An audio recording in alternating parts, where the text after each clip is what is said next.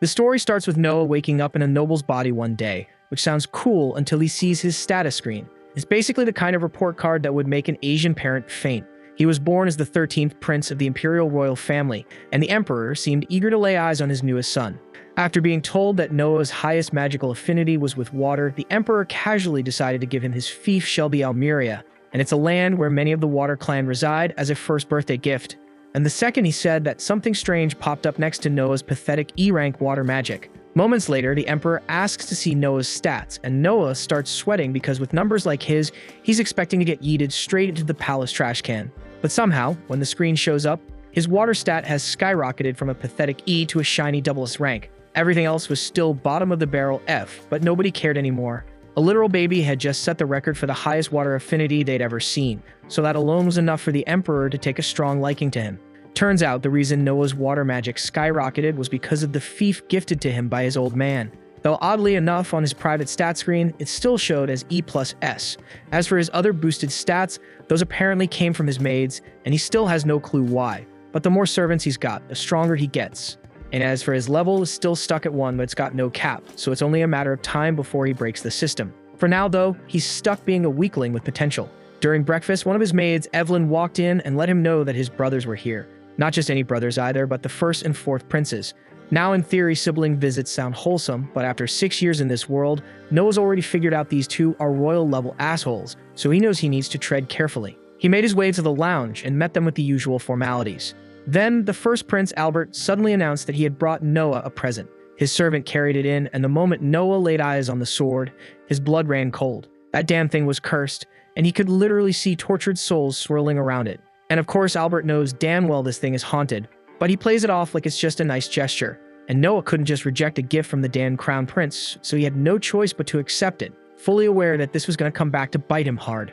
He grips the hilt and slowly raises it, while Albert casually explains that this is a water attribute magic sword, and over 120 knights have already died trying to wield it. That little fact sends a chill down Noah's spine, and he immediately loosens his grip. But the 4th prince, Henry, chimes in, reassuring him there's nothing to worry about.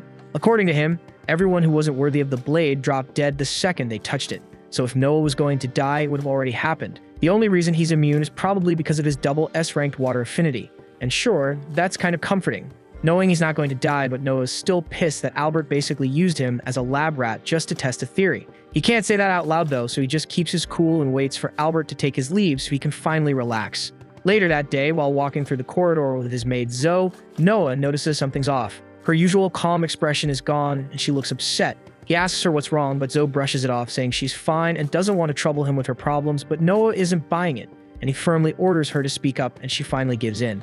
Zoe tells him she needs some time off to handle a family emergency. When he asks what kind, she explains that her hometown was hit by a flood, and her mother's farm got completely wiped out, so now her mom has no way to support herself. Zoe had been looking for ways to earn money quickly and was told her only real option would be working in the red light district. That's what she planned to do during her time off, but Noah cuts that thought off immediately, because there's no way in hell he's letting that happen. He tells her he'll give her mother a job instead, and it just so happens he's been looking to hire a rear gate closer, and since Zoe's vouching for her, she'll earn 10 reen a month. Zoe blinks in disbelief and asks if he's being serious, because 10 reen is way above the usual pay, and she's never even heard of that job before. That's because Noah just made it up on the spot, and it doesn't matter because it's his cash and he'll use it how he damn well pleases. He also tells her he's got a spare house sitting on the outskirts of town so they can stay there rent-free. Zoe's been loyal to him since day one, so there's no way he's letting her throw herself into a life like that over some stupid flood. But speaking of that disaster, there's still one more thing he needs to take care of. He calls his butler Dylan and gives a direct order. Start buying up as much flood-damaged land as he can. Both Dylan and Zoe are stunned by what they just heard, but Noah calmly explains his reasoning. In times like this, vultures always come crawling, scammers looking to take advantage of desperate people who have just lost everything. So he wants to secure the land before those crooks can sink their claws in. Dylan is left speechless, completely blown away that a 6-year-old could think so far ahead. Noah's way too sharp for his age, and while Dylan doesn't know it, Noah's past life taught him plenty about this kind of exploitation. Of course, he can't exactly say that, so he just moves on like it's nothing. Dylan's fully on board with helping him buy the land, but there's one huge problem, and it's the cost, and he estimates the whole thing's gonna run around 700,000 reen. Zoe practically gasps at the number, and Noah gets it. That's more than just pocket change. For context, the average adult in the capital earns around 120 reen a year, enough to support a family, own a house, and eat well.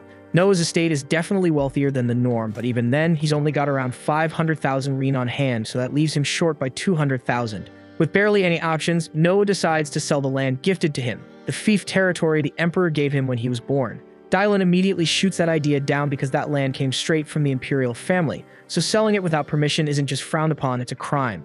Noah knows the risk, and he knows the consequences, but he's still willing to go through with it. If his father wants to punish him, then so be it, he'll deal with it later. The following morning, while Noah and his staff are getting ready to head out to the disaster zone, an unexpected visitor drops by, the fourth prince, Henry. Unlike Albert, who's a walking migraine, Henry is actually decent. Once you spend some time around him, you realize he genuinely cares. He came to check on Noah and to give him a heads up about that cursed sword. Apparently, the damn thing has a will of its own, so even if Noah's immune to the curse, the blade won't behave unless it recognizes him as its master. That info sticks with Noah, and he appreciates Henry for not being a complete tool. And soon after, Noah sets out for the village of Doso.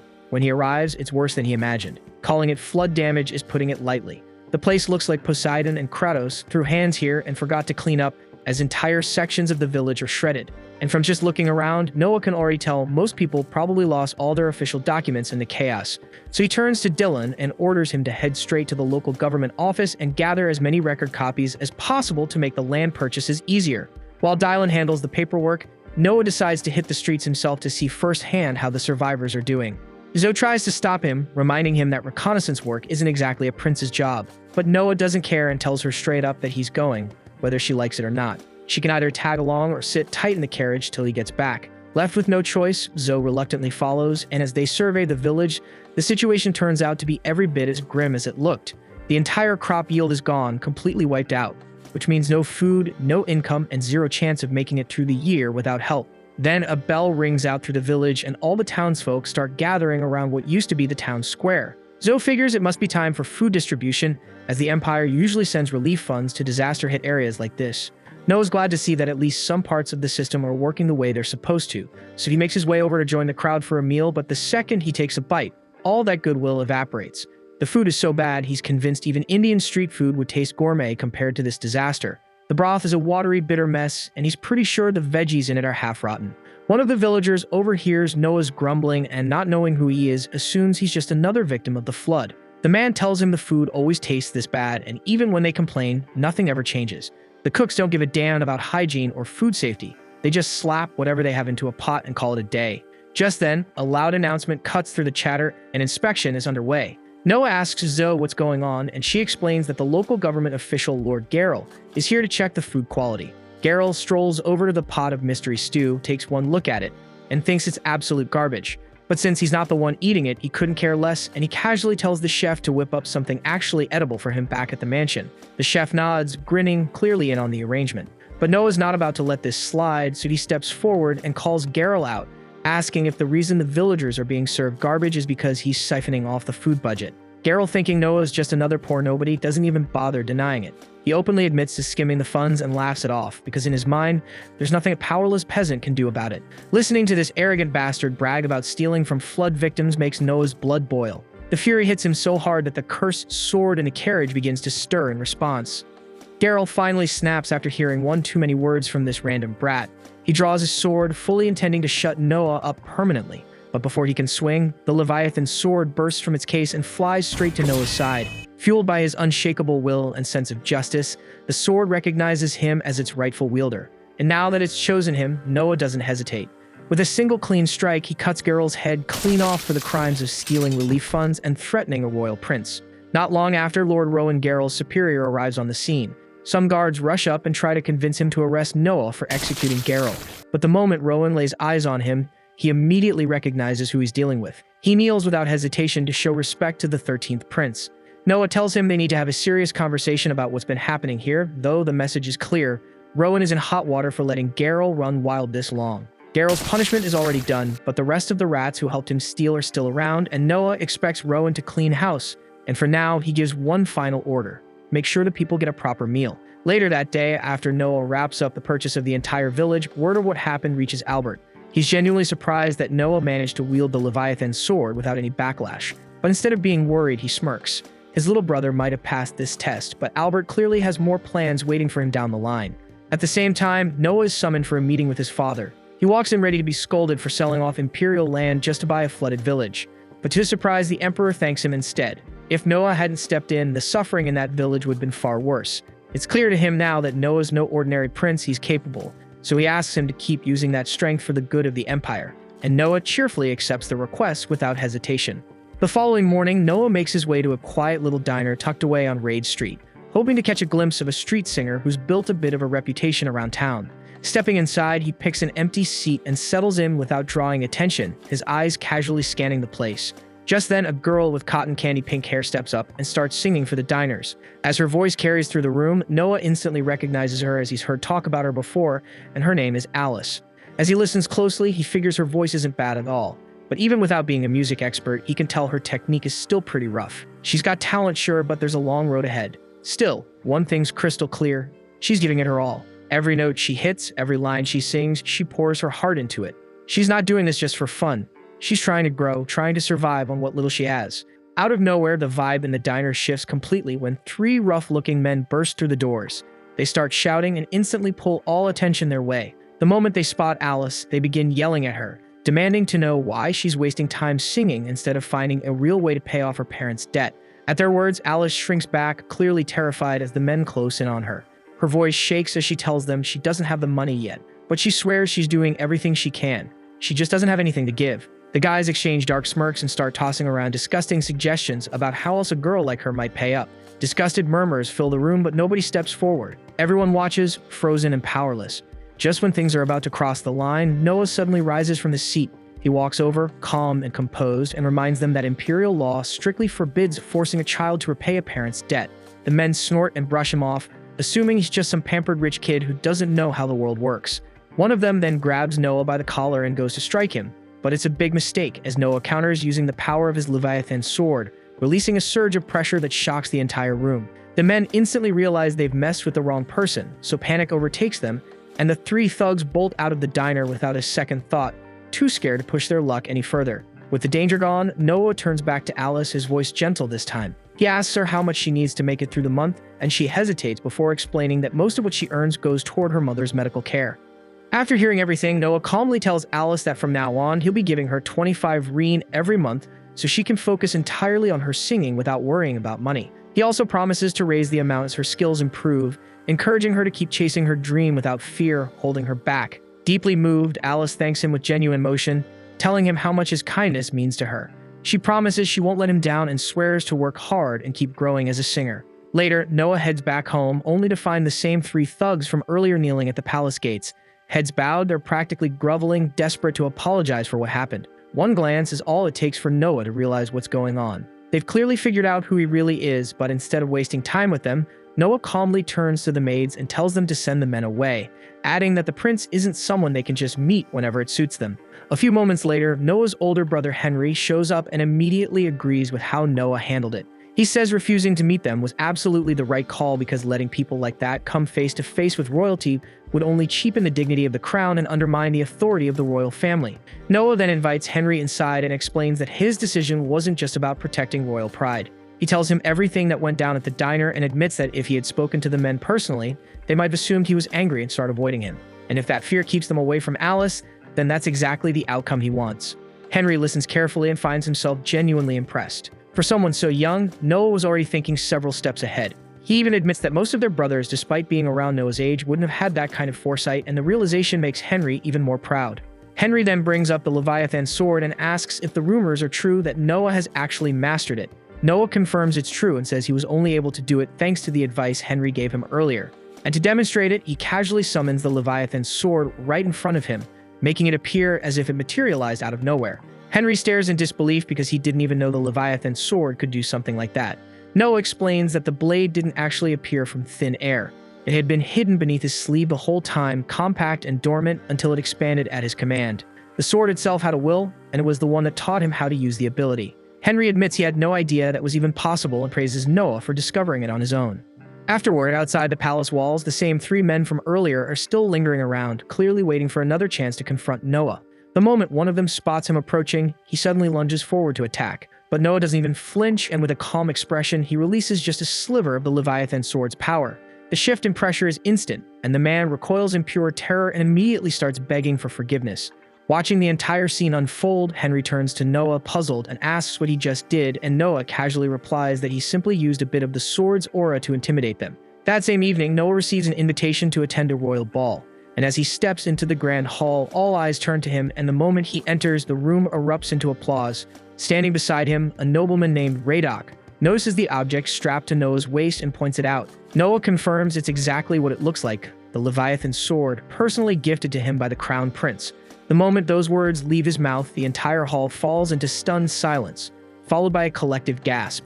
Everyone there recognizes the Leviathan as one of the kingdom's greatest relics, a weapon so powerful that even seasoned warriors fear it due to how uncontrollable it's rumored to be. One skeptical guest speaks up, suggesting the sword must be a fake, maybe just a ceremonial replica. Without saying a word, Noah releases a faint ripple of its power into the air. The effect is immediate, and a heavy pressure crashes down on the room, forcing several guests to shrink back in fear. The moment Noah pulls the energy back in, the room falls into a stunned silence once again, and no one questions it after that. It's clear the weapon is real, and even more shocking, Noah has complete control over it. For the rest of the night, nobles begin lining up one after another, each hoping to make a good impression. They greet him with careful words and respectful gestures, each one calling it an honor just to stand in his presence. Noah listens to every introduction with composed grace, replying politely to each guest. Eventually, the next pair in line steps forward, Byron Allen, head of the powerful Allen Company, and his daughter Cindy. Noah studies them closely as they approach, and after watching for just a moment, he picks up on something unusual. He realizes right away that Cindy isn't Byron's biological daughter. She's adopted. More than that, it becomes obvious to him that Cindy was once a slave. The clue lies in her eyes. That careful, guarded look, always scanning the room, quietly bracing herself. It's a look Noah knows well, the look of someone who's lived in chains and never stopped watching their backs. Byron is left speechless that Noah managed to figure all that out just by looking at her. Stunned, he drops to one knee and admits everything. He explains that Cindy was originally a slave he purchased, but after seeing how sharp and quick-witted she was, he made the choice to adopt her as his daughter. Hearing that puts a genuine smile on Noah's face. He always enjoyed stories where someone's life took a turn for the better. Moved, Noah invites both Byron and Cindy to visit his estate sometime soon, saying he'd love to hear more about Cindy's past in detail. Byron bows respectfully and agrees, saying it would be his honor. After exchanging farewells, the two politely excuse themselves from the party. The following day, Noah's strolling casually through town when he unexpectedly bumps into his brother Oscar, who also happens to be the kingdom's 8th prince. After a bit of light conversation, Oscar suggests they go on a treasure hunt together, saying he's got nothing else planned for the day. Noah agrees, and the two set off toward a place called Cobalt Street. Though Noah's never been there before, he's heard plenty about it. Supposedly, it's packed with rare antiques from all over the Empire. Oscar, however, points out that the place is just as infamous for being swarmed with fakes. Spotting a genuine item among the junk is seen as a basic test of skill for any proper noble. They end up spending hours browsing through shops and stands, but nothing really stands out. Eventually, Oscar sighs and suggests they give up and head home. Just then, Noah's eyes land on an old book tucked away in a dusty corner. Something about it pulls him in, so he decides to buy it. Oscar leans in for a closer look and suddenly freezes. His eyes widen as he realizes what Noah's holding: the Grimoire of Andrea, the legendary mage. Oscar is convinced it's authentic, and if so, depending on the contents, the book could easily be worth 1,000 rein. He stares at Noah in disbelief and asks how he knew the book was the real deal. But truth be told, Noah had no clue. The only reason he bought it was because the second his fingers touched the cover, he got a plus added to his win stat, and that odd reaction was enough to make him think the book was worth something. Out of nowhere, a wild idea hits Noah, so he pulls out the Leviathan sword and carefully channels a bit of its energy straight into the grimoire. And within seconds, the book jolts violently, slips out of his hands, crashes to the ground, and flips open by itself. One of the spell pages glows ominously, and something dark and ancient is triggered. Before they know it, the forbidden tome unleashes the sealed soul of the legendary sorcerer right in front of them. Oscar's eyes go wide with horror. He instantly realizes how serious this is and yells for Noah to get the hell out of there. But instead of running, Noah plants his feet, lifts the Leviathan, and without flinching, slashes straight through the incoming spirit with a single brutal swing. The blow cleaves through the sorcerer's soul, erasing it completely in one strike. As the danger fades, Noah glances at his status window and sees something new. His wind skill just jumped to SS rank. The sudden upgrade catches him off guard, but he doesn't sit on it. He quickly checks on Oscar, who's still frozen in disbelief. The prince can't wrap his head around what just happened. One moment they were standing in front of a book, and the next, Noah had wiped out a legendary soul like it was nothing. He keeps asking himself how Noah managed to grow this powerful so fast and how he knew exactly what to do. Before the dust even settles, a man steps forward and kneels respectfully before them. He introduces himself as Alan, the owner of a nearby antique shop.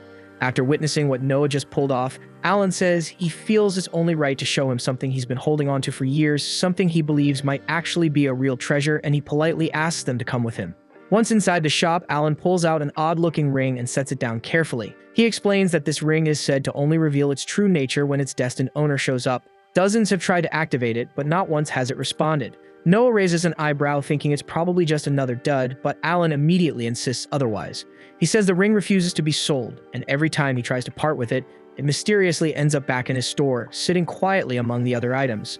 Intrigued, Noah slips the ring onto his finger, and the moment he does, a voice he's never heard before echoes inside his mind. It tells him the ring is a triple S rank rarity, and that it now recognizes him as its rightful master.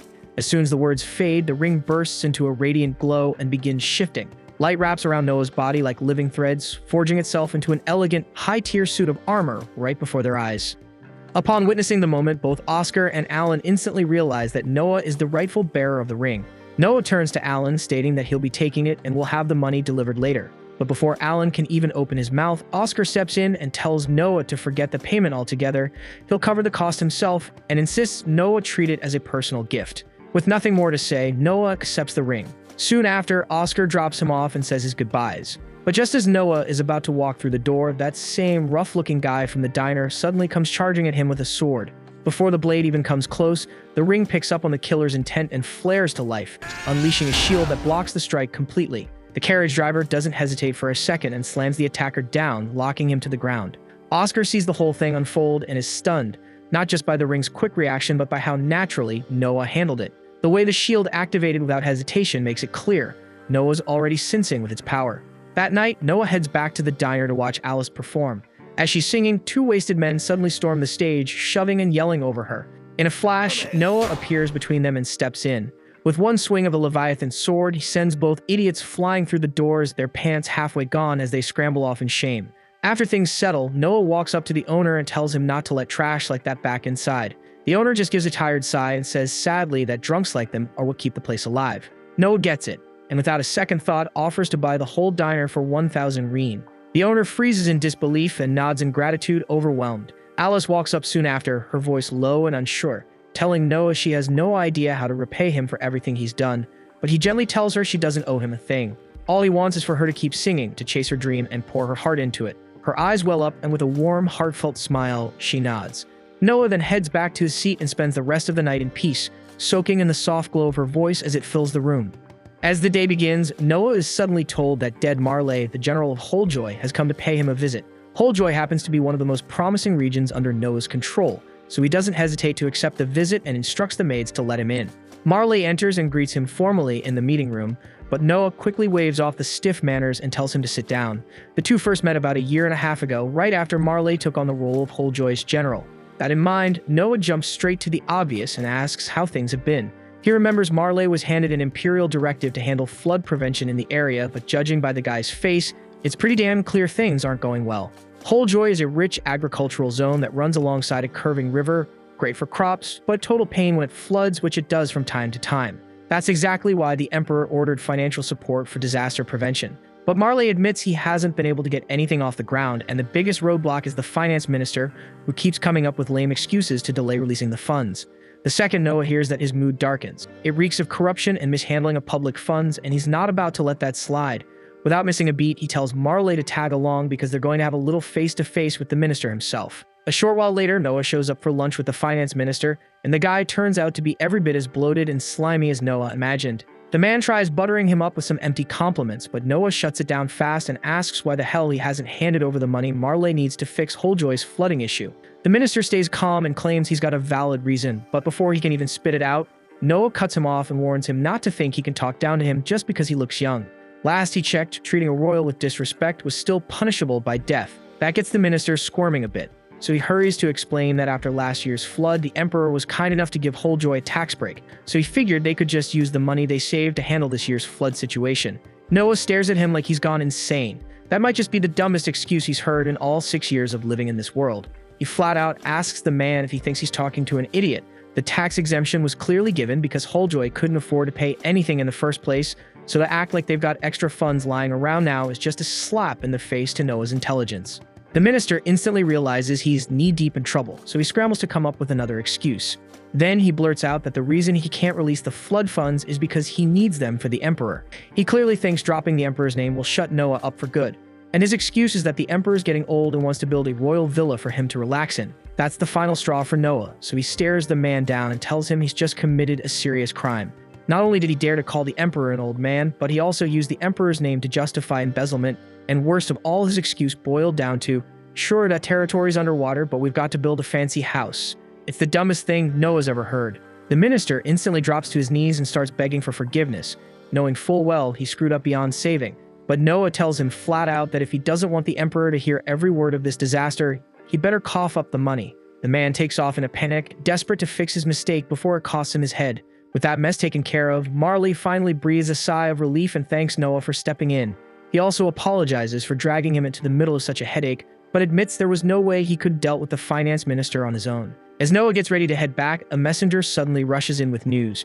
The Emperor has requested a meeting with him. Noah is startled because it's not often his father calls him out of the blue like this, so whatever it is, it must be serious. So without wasting a second, he makes his way to the Imperial Palace. Once he arrives, Noah greets his father, but the Emperor tells him there's no need for all the formality. First things first, he congratulates Noah on how well he handled the finance minister. Noah's a little stunned that the Emperor already knows about something that happened barely moments ago, but then he's reminded, knowledge is power, and when you're the Emperor, your information network is second to none. Noah humbly accepts the praise, but says he only did what he believed was right. Even so, the Emperor is clearly impressed. He tells Noah it's no small thing for a 6-year-old to see through deception so easily. And to top it off, he also heard about how Noah mastered the power of Leviathan in such a short time, which is especially impressive given how dangerously dark that sword's magic really is. Noah knows exactly how dangerous Leviathan really is because if he hadn't intervened back at the party, that sword would have wiped out every last person there without hesitation. But even with all that insane power, Noah still hasn't properly learned how to wield a blade. That's why the Emperor decided to assign him a personal instructor. Not just anyone either, this is Damien Noble, the Empire's undefeated champion and the greatest swordsman alive. The Emperor wants Noah to absorb everything he can from him, and Noah agrees to the arrangement. But before any formal training begins, Damien suggests they have a little friendly duel first. The Emperor raises an eyebrow, thinking that's a bit unfair since Noah's never been trained in sword combat, but Damien reassures him that it's just a light test to gauge Noah's raw potential. Eventually, the Emperor gives the go-ahead, so Damien lifts his sword and tells Noah to attack however he likes. Without hesitation, Noah grabs Leviathan and charges straight in. As the fight begins, Noah suddenly feels the instincts and battle experience of Leviathan's previous wielder flooding into him, and his swordsmanship gets sharper by the second. Blow after blow, he holds his own, and soon he and Damien lock blades in a clash of raw force. Just when Damien thinks he's gained the upper hand, Noah flicks his sword upward with perfect precision, disarming the Empire's greatest warrior on the spot. Both Damien and the Emperor are left stunned, as Noah has already reached the level of a swordmaster, so there's simply nothing left for anyone to teach him. The Emperor is left speechless, watching his 6-year-old son take down a legend in real combat. Still, he can't help but feel a wave of pride. As a reward for such an insane achievement, he offers Noah the role of head judge for this year's Knight Selection exam, and Noah's genuinely honored to take on the responsibility. The Knight Selection is a massive annual tournament where warriors from across the world gather to prove their strength. Inside the Empire, military power is everything. The top fighters from regional qualifiers all meet in the capital for a final showdown, and whoever wins earns the title of knight. Once they're officially knighted, their first mission is to serve directly under the head judge. And since Noah's power increases whenever he gains a skilled subordinate, he's more than eager to see how it all plays out. The tournament is usually structured as either a round robin or single elimination, but Noah's already got a different idea for how things should go this year. He asks the Emperor for permission to scrap the regional qualifiers altogether and host the entire tournament in the capital because he wants to witness every battle with his own eyes, and he refuses to let any promising candidates get tossed aside just because he's not there to stop it. The Emperor grants full permission, telling him to run it however he sees fit. And with that, Noah gets straight to work putting his new plan into action. Back at his place, Noah casually asks Zoe if her home village ever sends anyone to compete in the Knight Selection exam. She says they do, but usually just one person, and that's only so the village can hope someone makes a name for them. Noah lets her know that he's decided to eliminate the regional preliminaries altogether, which means her village can send as many people as they like. Zoe's glad to hear it, but says there's still a huge problem. The reason they only send one candidate isn't just about odds, it's money. They simply can't afford the cost of travel and staying in the capital for the duration of the exam. The entire village has to scrape together every coin just to send that one person, so the idea of sending more just isn't realistic. But Noah doesn't like the idea of potential talent being wasted because of money, so he decides right then that he's going to personally cover travel and lodging for all candidates this year. It's a generous move, no doubt, but also an expensive one. Housing that many people in the capital would normally be insanely expensive, and there's no way they can just throw that kind of money around. But Noah already has a plan. He says he'll purchase all the vacant buildings in the area and use them to house the candidates. And if that still doesn't cut it, he'll build a hostel from scratch. That way, whatever they spend won't go to waste after the tournament's done. As for food, he plans to get in touch with all his merchant contacts and secure the best deal possible. Eventually, Noah brings Byron in and asks him for a cost estimate on the whole operation. But when Byron gives him a number, Noah immediately gets stunned because the price is way too low. There's no shot Byron would make any profit like that. But Byron brushes it off, saying it's fine, he just wants to support the prince.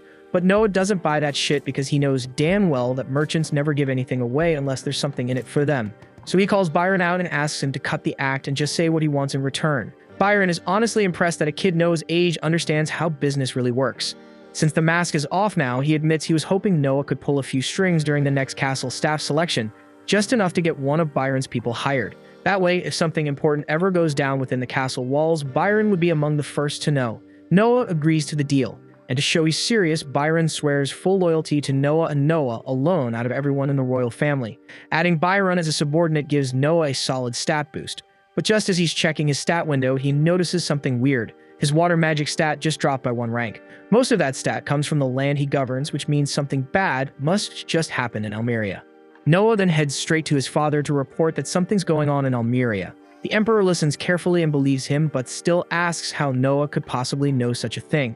Noah obviously can't reveal the existence of his stat screen, so he keeps things vague and says he's just been picking up on signs for a while now. That answer seems to satisfy the emperor, who shifts gears and begins explaining the situation. Turns out there's a rebellion brewing in the region. He asks Noah if he'd like to personally handle the matter, but after thinking it through, Noah declines. Most nobles would jump at the chance to earn glory through battle, but he tells his father that Henry is the better choice, since he's got far more experience dealing with this kind of mess. Later that evening, Noah and Henry ride together in a carriage, and Henry asks if he's really okay giving up such an opportunity. In a country like theirs, Noah could have boosted his status big time by securing a major battlefield victory. But Noah tells him the truth. He doesn't believe he's strong enough yet to lead troops into combat, and even if he somehow survived, he'd likely lose good soldiers in the process, and that's not something he's willing to risk just to chase a title. All of a sudden, Leviathan sends a warning of hostile intent nearby, so Noah immediately tells the driver to stop the carriage. He's certain it's a group of rebels trying to assassinate him, and since he's the target, he leaps out and sprints away from Henry, putting as much distance between them as he can. Right after that, 4 massive jets of water erupt from the ground, aiming to converge on him, but Noah already has his shield up and blocks the attack without a scratch. The rebels then rush in to finish the job, but they're completely out of their depth. Noah takes them down one by one in mere seconds, his technique too polished, his speed too fast. Henry watches the whole thing unfold and is honestly stunned by how easily Noah handled them. The only downside is that they didn't manage to interrogate anyone. They could have gotten useful intel if they'd kept one alive. That's when Noah casually mentions they're not dead. He only knocked them out, so Henry is free to interrogate them to his heart's content. Not long after that, Noah learns that the rebel forces in Almeria are made up mostly of cavalry. But there's a catch. Almeria doesn't have a single horse farm, which means the rebels must be getting their horses and supplies from neighboring regions. And that little piece of intel sparks an idea. Noah summons Byron and gives him a very specific order. Buy out every last bit of horse feed from the territories surrounding Almeria. Once the rebels start running out of supplies for their mounts, their mobility vanishes, and that'll make it a hell of a lot easier for Henry to finish the job and crush the rebellion for good. Not long after, the Emperor summons Noah to give him an update. He says his men interrogated the assassins and actually managed to get something out of them. Apparently, their goal wasn't to kill Noah. They were trying to kidnap him and use him as leverage. But Noah isn't buying it. He flat out tells his father that any hitman who cracks this fast is probably just feeding them bullshit. The Emperor, amused and a little proud, notes how sharp Noah is for his age. Still, he reassures him that they've got ways of telling when someone's lying. Noah doesn't care to ask what kind of methods those are, but he's not exactly into torture, so he just lets it slide. Then the Emperor switches gears, giving Noah credit for acting fast and crushing the rebel threat before things got out of hand. He's especially impressed that Noah had the foresight to target the enemy's horses.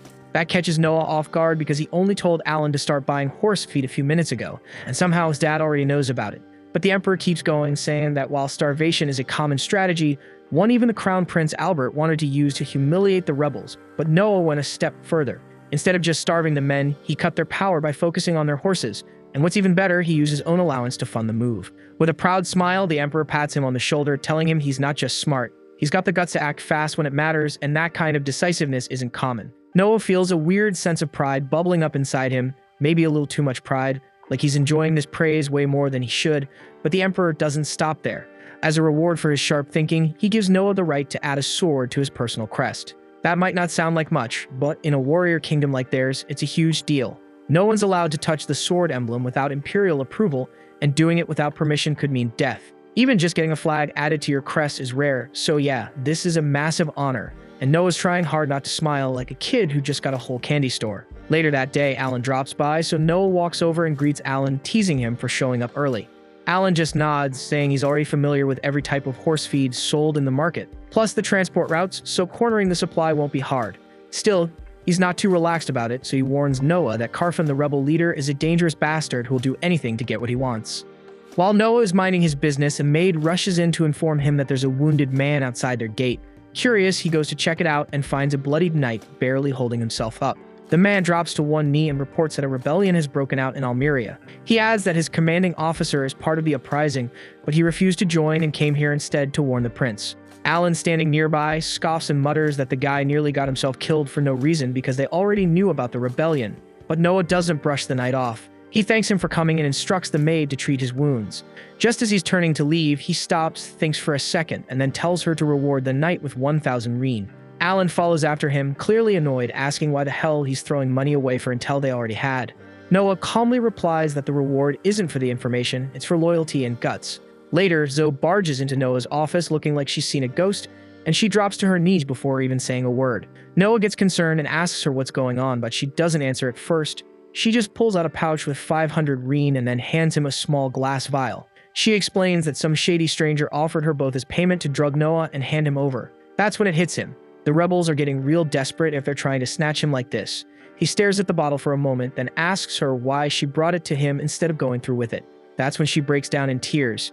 She says the men threatened to kill her if she failed, but no matter what, she could never bring herself to betray him. Without saying a word, Noah walks to his desk, grabs a pen, and writes her a check for 5,000 reen. He tells her it's for not selling her loyalty cheap.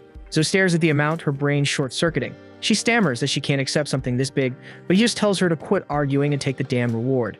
As she keeps crying and thanking him, he quietly says there's something else she needs to do.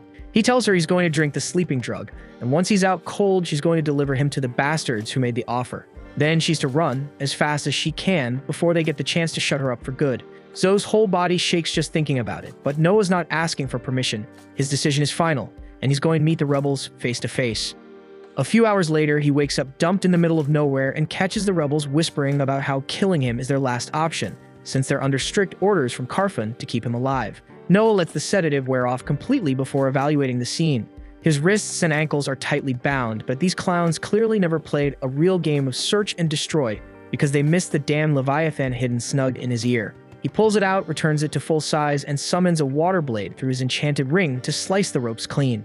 With that out of the way, he taps into the sword's memory to review what went down. He watches himself slumped unconscious in his office while Zoe bolts out the door and the rebels swoop in around him. They didn't even bother chasing her, as their orders were extract Noah fast, then he was hauled into a wide-open carriage and driven off. Now, fully caught up, Noah shifts his focus to the rebels chilling around a campfire. Their leader starts yelling about whoever screwed up the rope job, right before Noah drops in with Leviathan ready. The bandits laugh, thinking he's just some pampered noble without his big brother this time.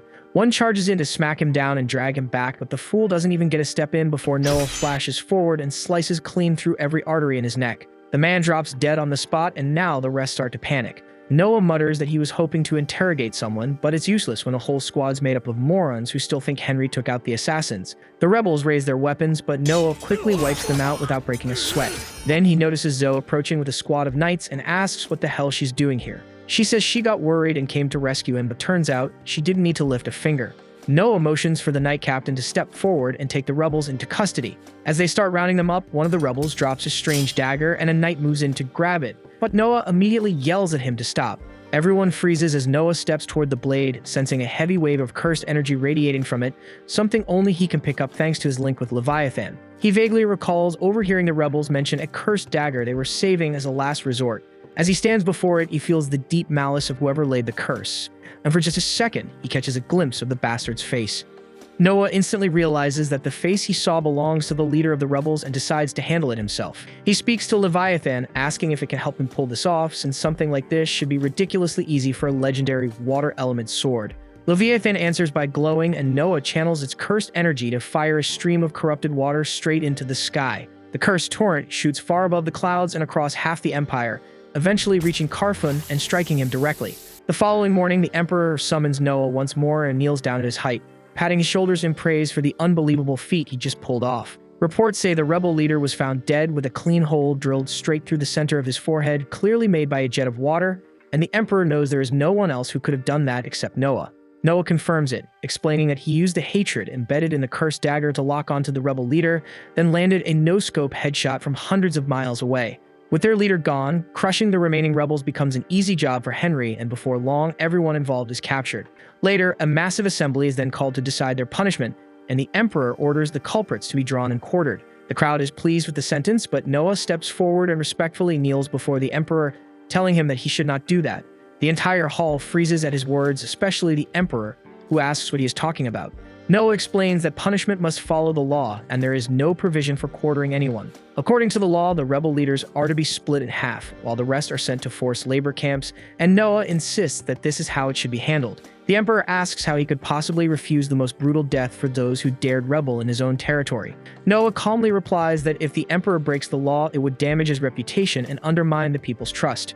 Everyone is left speechless by that answer, but the Emperor ultimately agrees with Noah. He says they will follow the law, then adds that the criminals should still receive the harshest punishment the law allows without any compassion.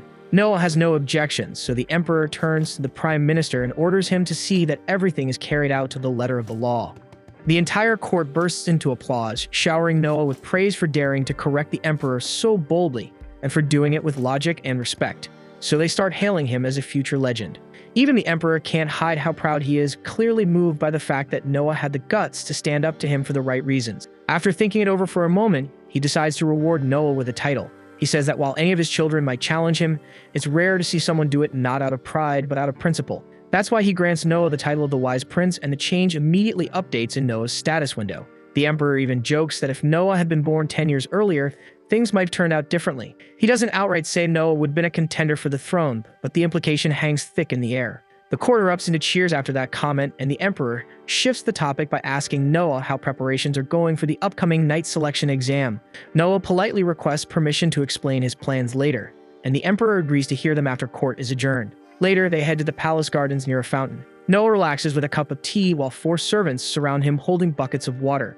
And at his signal, they all try to splash him at once, but he calmly activates the shield in his ring, stopping every drop from touching him. The Emperor raises an eyebrow, not fully grasping what he just saw, so Noah explains during the selection exam, he's going to ask each participant to attack him the same way, and he'll judge their skills based on how close they get to hitting him. The Emperor is clearly impressed with the unorthodox approach, though he expresses concern that it could be dangerous.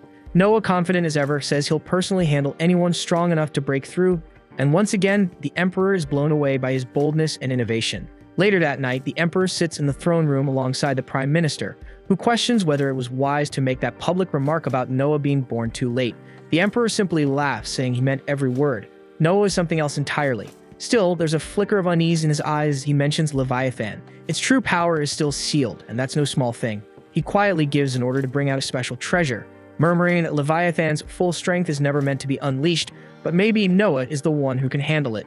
The night of the selection exam finally arrives, drawing in crowds from even the farthest corners of the empire. Commoners, nobles, and onlookers alike flood the capital to witness the next generation of knights prove their worth. But this year's turnout is massive for one reason. Word had gotten out that the legendary Wise Prince Noah would be one of the judges. With that kind of name attached, everyone wanted a front row seat. Noah, unfazed by the excitement, sits calmly on stage, sipping tea like it's just another day. He's already decided to use his enchanted defense ring to gauge the candidates, and right on cue, one of them boldly charges at him without warning. The ring flares to life, casting a barrier that absorbs the hit with ease. The attacker swings again and again, trying to break through with sheer force, but the shield doesn't budge an inch, causing him to sword break. The crowd watches in awe, and whispers ripple through the stands that this is the power of the Wise Prince. From his private balcony above, the Emperor watches with amusement, noting that this year's test is already shaping up to be far more exciting than the last. Still, flash and spectacle aside, the point of the exam is to find true knights, and he's curious who Noah will end up picking. By the time the sun begins to set, another candidate is throwing everything he has at Noah, hurling flames with all the magic he's got left. Noah casually conjures a barrier, letting the fire dance harmlessly in front of him. The candidate drops to his knees, completely drained, and realizes he's just not good enough. Noah agrees silently that none of the participants so far have stood out, and he's starting to lose hope for a surprise. Then comes the final candidate of the day, and Noah barely pays her any mind until she steps up. A blonde girl, calm and focused, strikes with her blade. The defense shield kicks in as usual, but to everyone's shock, she doesn't back down. With one clean, powerful push, she shatters the shield and actually manages to cut him. It's not deep, but the fact that she landed a blow leaves the crowd stunned and Noah wide-eyed. The guards instantly rush in and restrain her, but Noah tells them to stand down.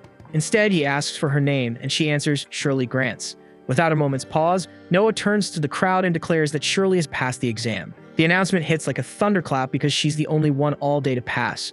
The guards are stunned, struggling to understand why Noah would accept someone who just wounded him, but that only makes the spectators admire him even more. They begin shouting his name in praise, calling him a noble and generous ruler. Noah leads Shirley into his estate, and as she drops to one knee before him, her mind races with dread over what sort of penalty might await her for injuring him during the test. Hurting royalty, even by mistake, is no small thing. But Noah quickly puts her mind at ease, telling her not to be ridiculous. It was obviously unintentional. He gives a faint smile, then unexpectedly tells her to strike him with that same move again. Shirley hesitates for a second but obeys. She stands up and thrusts her blade at him. Noah raises his shield, and this time it holds firm. He tells her this is what he could have done if he had genuinely intended to block her blow the first time. He let it hit him on purpose to see if she'd obey her orders without hesitation or fear. A knight's role is to carry out commands, and he has no use for one who's too scared to follow through. The fact that she didn't hold back, not once but twice, even after injuring him, proves she has the grit and loyalty needed to serve as a real knight. Shirley is caught off guard, realizing Noah's got far more backbone than she expected for someone his age. His cool, composed confidence tells her everything. He's got what it takes to lead. Moved by respect, she kneels again and swears loyalty to him, promising to serve him faithfully for as long as she's a knight, and Noah gives a satisfied nod. When he glances at his stats, he notices that recruiting Shirley has given him a noticeable power boost, another win as a leader. Right then, Zoe steps in to let him know that the doctor, someone named Croy, has arrived. Croy immediately gets to work inspecting Noah's injury, and after a careful check, he confirms that Shirley's strike didn't hit anything major, so no organs or veins were damaged. Meanwhile, Shirley quietly observes the doctor, impressed by his skill and composure. It surprises her, since back in her village, no one even comes close to being a real doctor.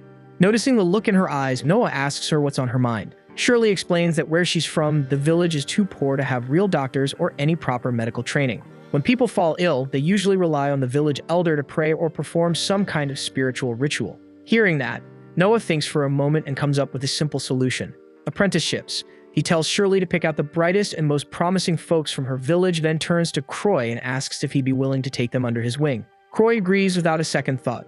Noah then tells Shirley not to worry about the cost. He'll take care of everything. Overcome with gratitude, Shirley gives him a deep, respectful bow and thanks him from the heart. That night, Shirley stays at the mansion and wakes up the next morning fueled with resolve. She gets into her armor and makes her way downstairs. As she passes through the corridors, she overhears two maids whispering about who Noah might marry in the future. The chatter stops her for a second, but Zoe quickly cuts in and says it's way too early for that kind of talk. After all, Noah is only 6. But another maid named Renee rolls her eyes and tells Zoe not to be so innocent, since every other prince had already tied the knot by the age of 15, and Zoe doesn't react much, keeping her composure. Rena picks up on that and immediately jumps to conclusions, thinking Zoe must secretly be in love with Noah and probably wants to marry him herself. Especially since Zoe's been studying magic nonstop lately, Rena assumes it's all for him. Zoe flushes a little but quickly brushes it off, saying it's not about romance or marriage. She just wants to be useful to him because of everything he's done for her. With that, she hurries off, leaving Rena to stew in her own theories, and Shirley just silently watches wide-eyed as Zoe walks away. At the same time, the knight recruitment results are in, and Noah is handed the final report. The head knight praises his choices and thanks him for his insight, saying that thanks to him, only the finest candidates made it through.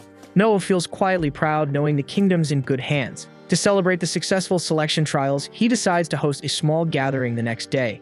He even asks his childhood friend Alice to perform that evening, wanting the celebration to be cheerful but meaningful too.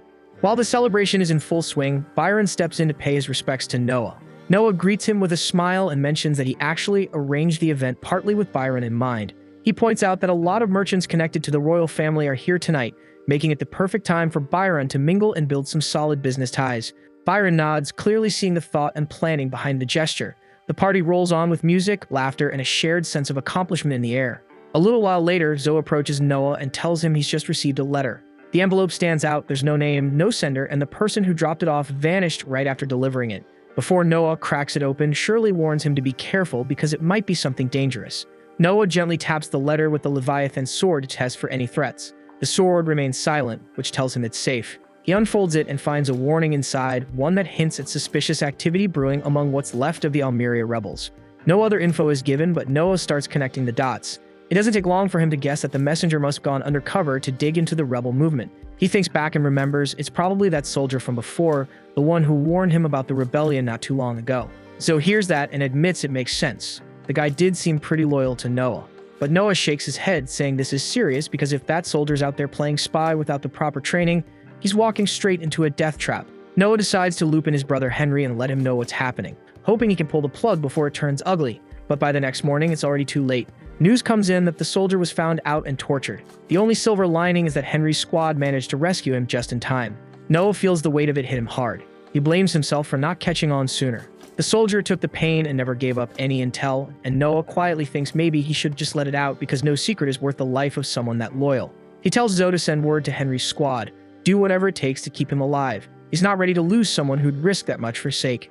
The following morning, Noah heads out with Shirley to pick out a gift for Henry to thank him for putting down the rebellion. They swing by a local antique shop where the merchant lays out a variety of high-end items, but none of them really stand out to Noah.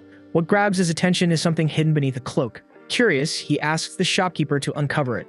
The merchant praises Noah's sharp instincts, then removes the cloth, revealing a stunning glass statue of a goddess. It's the work of a renowned artisan named Lindsay, and only 2 of them were ever made. Noah studies the piece for a moment, then calmly says he'll buy it and hands over 10,000 rein. But just as the deal's about to close, his brother Oscar walks in and freezes when he sees the statue. Turns out Oscar owns the other one and has been searching high and low for this second piece to complete his collection, but Noah's already claimed it. Without missing a beat, Noah steps toward the sculpture and smashes it. The room falls silent as the rare, priceless art crumbles into shards. Then Noah turns to the merchant and tells him the money will still be delivered.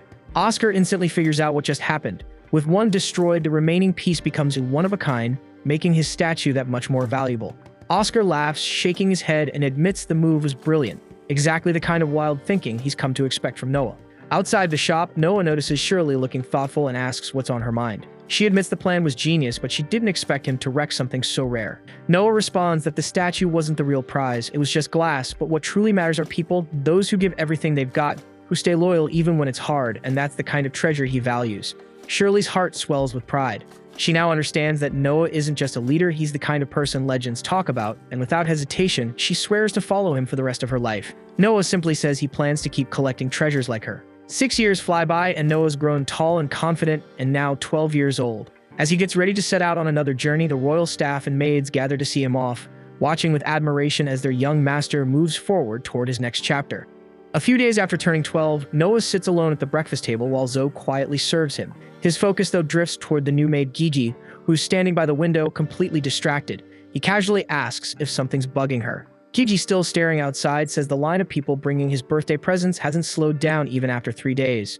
Noah gets why she looks so baffled, and Zoe chimes in, mentioning that last year the gifts kept coming for an entire week. Gigi's jaw nearly hits the floor hearing that, but Noah explains it's not just about taking gifts and moving on. Every single one has to be documented with the sender and content listed, definitely not something you finish in an afternoon. But thankfully he has Evelyn, one of his most reliable maids, handling it all, which lets him stay out of the mess. Once breakfast is done, Noah heads over to the Ministry of Military Affairs. The Emperor himself had tasked him with some work there. He arrives at the minister's office, occupied by none other than the 4th Prince Henry. The prince greets him alongside a knight, then cuts straight to business. An imperial order has landed on their desk. They're to send a military force, led by Knight Captain Rice, crush a rebellion flaring up in the Empire's southern territory. The rebels, mostly barbaric forces, are overconfident and brutal, and the plan is to hit them hard with overwhelming force. Still, before executing the plan, Henry wants to hear Noah's thoughts. The plan sounds solid to Noah, and he turns his attention to Rice. The knight is Henry's direct subordinate and someone who's proven himself many times on the battlefield. Noah says he trusts Rice with the mission, but before giving the final nod, he asks him just one thing: how many troops he's actually taking with him. The moment the question lands, Rice starts sweating bullets and struggles to come up with an answer. That sets Henry off, and he immediately demands an explanation. Rice collapses to his knees, begging for forgiveness. Noah quickly steps in to cool things down and tells Henry not to blow it out of proportion and explains what's really going on. See, war funding from the imperial court depends on the number of soldiers a general claims to lead. Some generals pad the list with merchants, workers, or random helpers just to inflate the numbers and pocket the extra cash. Rice tries to apologize again, but Henry's still fuming at him for pulling that greedy stunt. Before things get out of hand, Noah steps in and tells him to relax. He explains to Rice that if he wants to recruit extra help for the army and skim a bit off the top for himself, technically he's allowed to do that. Hearing this, Henry suddenly realizes that padding their ranks with civilians could make the army look bigger than it actually is, enough to freak out the enemy. He actually gives Noah props for exposing the scam and still finding a way it could work to their advantage. But Noah shuts that idea down fast and reminds them that the Emperor demanded a flawless win this time, and pulling tricks like that isn't worth the risk. He turns to Rice and bluntly asks how many non-soldiers he slipped onto the list. Nervously, Rice admits to registering around 2,000 of them. Noah immediately orders him to recruit 2,000 actual fighters to balance it out with no excuses. Rice, looking cornered, just nods and accepts. Noah then scribbles a note addressed to the Ministry of Finance and hands it over. That letter would get Rice full funding as if all 2,000 were legit soldiers, and he's free to pocket every coin of it. The guy is stunned, not sure why he's being rewarded for pulling shady moves, but Noah, calm and cold, tells him that in exchange for the bonus, he expects a flawless victory with no screw-ups. Henry is honestly impressed. He watches how Noah turns even dirty schemes into fuel for discipline and motivation. On their way back, he asks if Noah's ever stepped into an actual battlefield. Noah shakes his head and glances at his stats. They're still stuck at level 1. In the Empire, royal children rarely make it past their teens. Most don't die from illness, despite what the records say. They're taken out by rival nobles chasing more power. That's why young royals are treated like precious resources, never sent to the front unless the Emperor himself gives the order. Henry reminds him he's already 12 and should taste real combat. Noah just shrugs and says he'll charge into battle the moment the Emperor calls. Henry chuckles and says it won't be too hard for him, not when he's got a legendary magic sword in hand. Right then, Henry's carriage jerks to a stop as a girl darts out in front of it, screaming for someone or anyone to help her. A second later, a group of kids spills out from the shadows behind her, chased by a pack of scumbags ready to haul them off to Little St. James Island. They grab the girls and start dragging them away until Noah steps forward and calmly tells them to knock it off. The thugs, clueless about who they're messing with, sneer and tell Noah to go cry to his mommy and drink some milk like a good little boy. Noah couldn't care less about their lame-ass taunts. Instead, he coldly demands to see their registry number since smuggling slaves without a license is straight up illegal in the Empire. The moment they get questioned, they lash out, but Noah's done playing. He summons Leviathan and in a blink, slices through them with brutal precision, leaving them out cold but breathing. The crowd watches in stunned silence, clearly impressed even if they don't quite recognize him. Noah walks toward the shaken kids about to reassure them, when some crusty old bastard limps out from the darkness and greets him with a slimy smile. The geezer proudly admits he's the brains behind the whole trafficking mess and smugly warns Noah to back off, claiming he's got the protection of the first Prince Gilbert.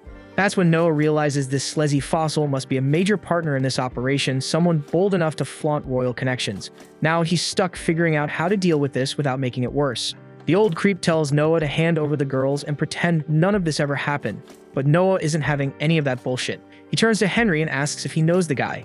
Henry immediately shoots it down, saying he's never seen his ugly mug in his life. Noah shrugs and says same here. But just as the old man opens his mouth to explain, Noah shuts him up with a burst of Leviathan's cursed energy, knocking him flat. Then he raises his voice and mocks the guy, saying even nobodies now pretend to work for the first prince. He tells the crowd that while simple folks might fall for this trick, he and his brother sure as hell won't. Someone in the crowd finally recognizes him as the wise prince, and just like that, the public buys every word. Noah orders the soldiers to drag the thugs to Gilbert's place and tell him they were tossing his name around like fools. After that, he decides to take the rescued kids back home where they'll be safe. Henry, still a little stunned, admits he's impressed by how Noah handled things. He explains that if those guys really were tied to Gilbert, killing them would have created a mess.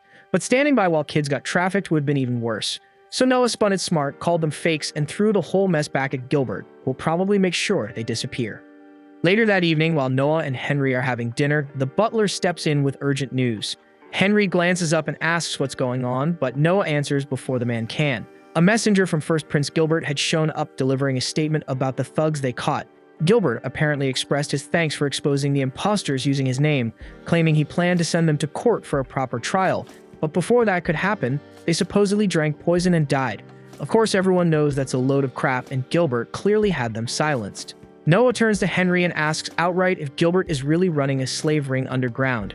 Henry doesn't even hesitate. He nods and says Gilbert lives like a king, throwing money around like it grows on trees, so no way that lifestyle is funded legally, and Noah gets it. As the eldest prince born from a concubine, Gilbert has no shot at the throne, so there's nothing stopping him from turning shady.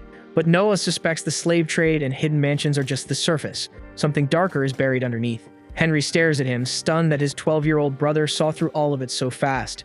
The following day, Noah tells the rescued children he pulled a few strings, and they're free now, but none of them seems relieved. Turns out they don't have homes to go back to. Their own families were the ones who sold them off in the first place. Noah realizes if they return, they'll just be trafficked again, so he decides to keep them. He instructs the butler to prepare rooms for each of them and find roles they can fill in the mansion. And if anyone to study, he's to handle that too.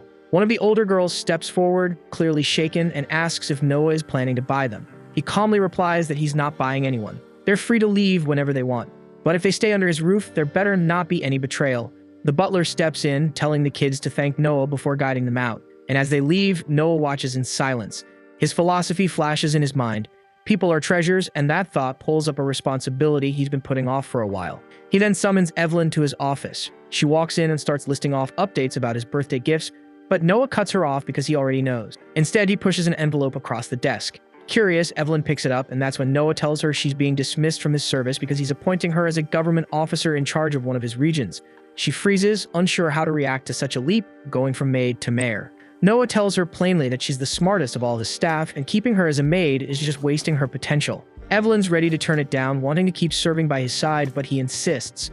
If she does well, people will call him wise for recognizing talent. He orders her to leave the estate and serve the people, and that's all the push she needed. Not long after that, Noah is called in by the Emperor, who'd gotten wind of how he stood up for Gilbert's reputation. Noah plays it off, saying it was all just a fluke, and he only stepped in to save the kids and nab the culprits. But he quickly catches on that Gilbert must have gone straight to the Emperor himself, both to dodge any fallout and to come off squeaky clean in front of the higher-ups. The Emperor sighs, saying it's a shame that such scum still roam free. He asks Noah what the proper sentence would be, and Noah responds that by law, the ringleader loses his right arm, and the rest get shipped off to serve in the army, stationed on the front line. The Emperor nods, pointing out that Noah had tackled the criminals head-on and taken them in. But he adds that if it were him, he'd have gone undercover, taking a beating just to bust them red-handed. The Prime Minister cracks a joke, saying that count as treason against the imperial family, and they just end up executing the thugs. Everyone laughs except Noah, who decides to fact-check them. He calmly explains that if a criminal doesn't realize he's attacking royalty, it's just assault, not a crime against the crown. The room goes dead silent, so Noah starts thinking maybe he pushed it too far by correcting the Prime Minister over a what-if scenario. But before he can say anything else, the Emperor bursts out laughing and tells the Prime Minister that he won the bet. Now Noah's really thrown off, so the Emperor explains that he had wagered with the Prime Minister to see if Noah would speak up and correct them on legal matters. Noah barely gets a chance to process that before the Emperor casually appoints him as the new Minister of Justice. The court erupts with excitement, cheering Noah on, saying he's only the second prince after Henry gets such a title. Noah has no idea how to react, while the Emperor and Prime Minister exchange smug glances, clearly pleased with the outcome, leaving him even more puzzled. Later, he heads out to unwind and listen to Alan sing, but his mind keeps drifting back to everything that went down in court. He can't shake the feeling that there's more to the Emperor's move than just a promotion. Still, he figures there's no use overthinking it now and decides to just enjoy the music. Meanwhile, the Emperor receives a troubling report from the Prime Minister. But instead of jumping on it, he tells him to handle it because the matter he needs to deal with next is far more urgent. Afterward, Noah makes his way to the Ministry of Justice, where he is formally introduced to Viney, the Vice Minister. At a glance, Noah can tell the man is sharp and capable despite his young age, so he asks him to lay out a broad summary of his responsibilities within the ministry. Viney explains that the Ministry of Justice oversees and coordinates courthouses throughout the entire kingdom, while also presiding over numerous trials that take place in the capital itself. That means Noah will be expected to serve as a judge on a regular basis. Noah had already figured as much, but he follows up by asking whether Viney personally takes the bench from time to time. Viney replies that it depends on the circumstances, though he does handle a case or two when necessary. After hearing that, Noah calmly moves to his next question and asks Viney how many bribes he usually accepts. The question catches Viney off guard, leaving him momentarily unsure of how to respond. Noah reassures him that he is not being accused of anything and is not in danger. He simply wants an honest picture of how things currently operate inside the ministry, and whatever Viney admits will not be used against him. Understanding this, Viney confesses that he does take bribes, typically totaling a few hundred reen a year. However, he explains that he follows a personal guideline about which bribes he's willing to accept. Most other judges do not impose such limits on themselves, and as a result, they end up taking nearly 10 times as much as he does. Noah's interest is piqued, so he asks what this self-imposed rule entails. Viney clarifies that he refuses to accept bribes in murder cases, not because he objects on moral grounds, but because those situations are far too risky. If he were to release a murderer, and the accuser bears a grudge, he could become a target for revenge. So, to avoid drawing that kind of heat, he restricts himself to low-stakes matters. Noah nods in understanding, then pulls out a sheet of paper and writes Viney a check for 5,000 reen. He explains that if Viney averages around 500 reen in bribes each year, this sum should equal 10 years' worth, and from this point forward, he expects him to stop taking bribes entirely. Viney is stunned by Noah's clear logic and steady approach, and he finally understands why the king granted him the title of Wise Prince at such a young age. In that moment, Viney decides he wants to stand on Noah's side properly. He tells him he has no need for the additional money and promises to abandon bribes altogether. In return, all he asks is the chance to serve Noah with unwavering loyalty. Under normal circumstances, Noah would question such a sudden pledge, but when he checks his status screen and sees a noticeable boost triggered by Viney's oath, he realizes the man's words were genuine. Later that evening, Noah sits down for dinner with Oscar at his estate. Oscar notices the guarded look in Noah's eyes and quickly reassures him that the evening is nothing more than a celebration in honor of his appointment as Minister of Justice. After all, aside from Henry, Noah is only the second prince to ever hold a ministerial post. Noah thanks him for the hospitality, yet he cannot shake the uneasy feeling lingering in the back of his mind. In Henry's case, the position was a clear reward for crushing the rebellion. Noah, on the other hand, has not achieved anything monumental that would obviously justify such a promotion, which makes him suspect the Emperor may be setting a larger plan in motion. He turns toward Oscar and asks whether he remembers the story of the Empire's near downfall. According to history, the crisis stemmed from the old succession law stating that only the first prince could inherit the throne. On the surface, that seemed straightforward, but in practice it bred complacency. The other princes, aware they would never shoulder the burden of ruling, spent their lives indulging themselves without restraint. Predictably, that neglect weakened the empire and nearly drove it to ruin. To prevent history from repeating itself, the rule was revised. From then on, each prince would be assigned a thief at birth, and the one who demonstrated the greatest merit and competence would ultimately be chosen as crown prince. The implication dawns on Oscar almost immediately. He rises from his seat and bluntly asks whether the emperor is considering naming Noah the next crown prince. Noah admits he cannot say for certain, yet the possibility is hard to ignore. Moments later, one of Oscar's attendants rushes in with fresh news. The emperor intends to appoint Oscar as head of the Ministry of Finance the following morning. That announcement effectively validates Noah's suspicion. The emperor appears to be positioning potential successors, quietly preparing to replace Albert as crown prince. Elsewhere in the kingdom, the royal knights conduct a covert raid, dismantling a faction accused of conspiring against the emperor. Later that night, the emperor is briefed on the outcome. Under questioning, the conspirators revealed that their objective was to pressure the emperor into abdicating so that Crown Prince Albert could ascend the throne. The scheme bears Albert's fingerprints, even if indirectly. After 3 decades as crown prince with no sign of his father stepping down, his impatience is understandable on a human level. Still, orchestrating an insurrection is a grave offense. Unfortunately, there is no concrete proof tying Albert directly to the plot, making formal punishment nearly impossible. The other participants, however, will not be spared. Their fate has already been sealed, and execution awaits them. The following morning, with Noah now presiding over the Ministry of Justice, the matter is placed directly in his hands, and he is tasked with determining the appropriate sentence. The case itself is not complicated. Every individual involved was apprehended in the act of conspiring to depose the emperor. While no solid proof directly ties Albert to the scheme, the connection is hard to ignore. The conspirators were all drawn from Albert's closest circle, making his ignorance highly unlikely. Viney asks Noah how he intends to proceed. Under imperial law, members of the royal family are rarely subjected to real consequences for their offenses. There is, however, one notable exception: insurrection, and in such cases, the penalty is death, regardless of status. Royal blood offers no protection. Even claiming a lack of direct participation does not guarantee safety. Simply knowing about a rebellion and failing to prevent it is grounds for execution. And considering how many of Albert's confidants were implicated, it would be nearly impossible for him to have remained unaware. If Noah chose to press the matter, he could formally accuse Albert of treason and demand his execution. Yet he understands that such a move would clash with the emperor's true wishes. Publicly exposing a prince's attempt to seize the throne would ignite a massive scandal, so instead of enforcing the letter of the law, Noah opts to interpret it carefully. He later meets with the emperor to present his proposed judgment. Noah explains that all those arrested at the scene will be executed without delay. The emperor's silence regarding Albert makes his stance obvious. He has no desire to see his son punished. However, leaving Albert's associates alive poses a risk. If even one of them were to implicate him openly, containing the fallout would become nearly impossible. Swift executions eliminate that threat before it can surface. The Emperor is visibly impressed that Noah discerned his unspoken intentions so accurately. As a token of approval, he grants Noah an expanded budget and remarks that he expects great things from him moving forward. After concluding the meeting, Noah heads back to his residence.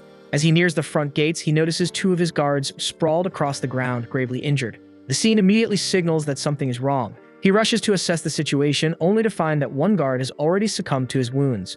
The other, barely conscious, manages to warn him that the attackers responsible are still somewhere inside the estate. Noah rushes in without hesitation to take control of the chaos, and as he sprints down the corridors, he passes several of his soldiers sprawled across the floor, wounded and barely conscious. Before long, he spots one of the attackers in the middle of finishing off one of his men, so Noah lunges ahead and hacks at him, carving through his arms and legs all the way to the bone. The assailant tries to end his own life by biting off his tongue, but Noah shuts that down instantly by forcing a chunk of enchanted metal down his throat. Moments later, 3 more enemies emerge and charge him together, yet Noah cuts them down in under a heartbeat, leaving none of them standing. Not long after, Viney arrives in search of Noah and is visibly relieved to find him alive, though the atmosphere remains heavy and bleak. Even if every intruder has been dealt with, several of Noah's guards are critically injured. Noah is taken aback when he hears that all the attackers were killed, since they are usually captured for interrogation. That alone tells him someone is desperate to erase any trace of involvement, which makes him suspect a connection to Albert. If Albert's name ever gets tied to this assault, the fallout would be catastrophic, so Noah quickly devises a plan to eliminate the prisoners he stopped from killing themselves. By imperial law, raising a hand against a royal warrants immediate execution, so Noah drives a blade into his own abdomen and orders Venny to report that the intruders inflicted the wound, ensuring they are put to death before they can expose Albert. A short while later, as Noah's injury is being treated, Venny informs him that the executions were carried out exactly as commanded. Noah exhales in relief, knowing that if word of Albert's attempted assassination ever surfaced, it would permanently tarnish the royal family's honor. Afterward, Noah is summoned to stand before the Emperor and recount the incident. The Emperor makes it clear that there is no chance a handful of ordinary infiltrators could have truly wounded Noah, so he understands that Noah must have harmed himself to justify their execution. He recognizes the motive and even feels a measure of pride that Noah was willing to injure himself to shield the family's reputation. He invites Noah to walk with him, and once they step into the palace garden, he remarks that rulers of great stature often see their legacy stained in their later years. By that, he means that if he were ever dethroned, whoever seized power would surely spread rumors that he had become senile with age and no longer fit to govern the empire. They are both fully aware that the usurper being hinted at is Albert, and it is obvious the Emperor's trust in him has thinned to almost nothing. The only reason Albert has not already been disciplined is because publicly condemning the Crown Prince would leave an ugly mark on the Emperor's own legacy. Noah calmly proposes a way to handle the situation. He reminds the Emperor that Henry, Oscar, and Noah himself were recently appointed as minister princes to keep state affairs running smoothly, and suggests establishing an entirely new rank above them, a prime minister prince who would supervise all 3. Then without hesitation, he recommends Albert for the role. The Emperor rejects the suggestion the moment he hears it, refusing outright to place that much authority in Albert's hands.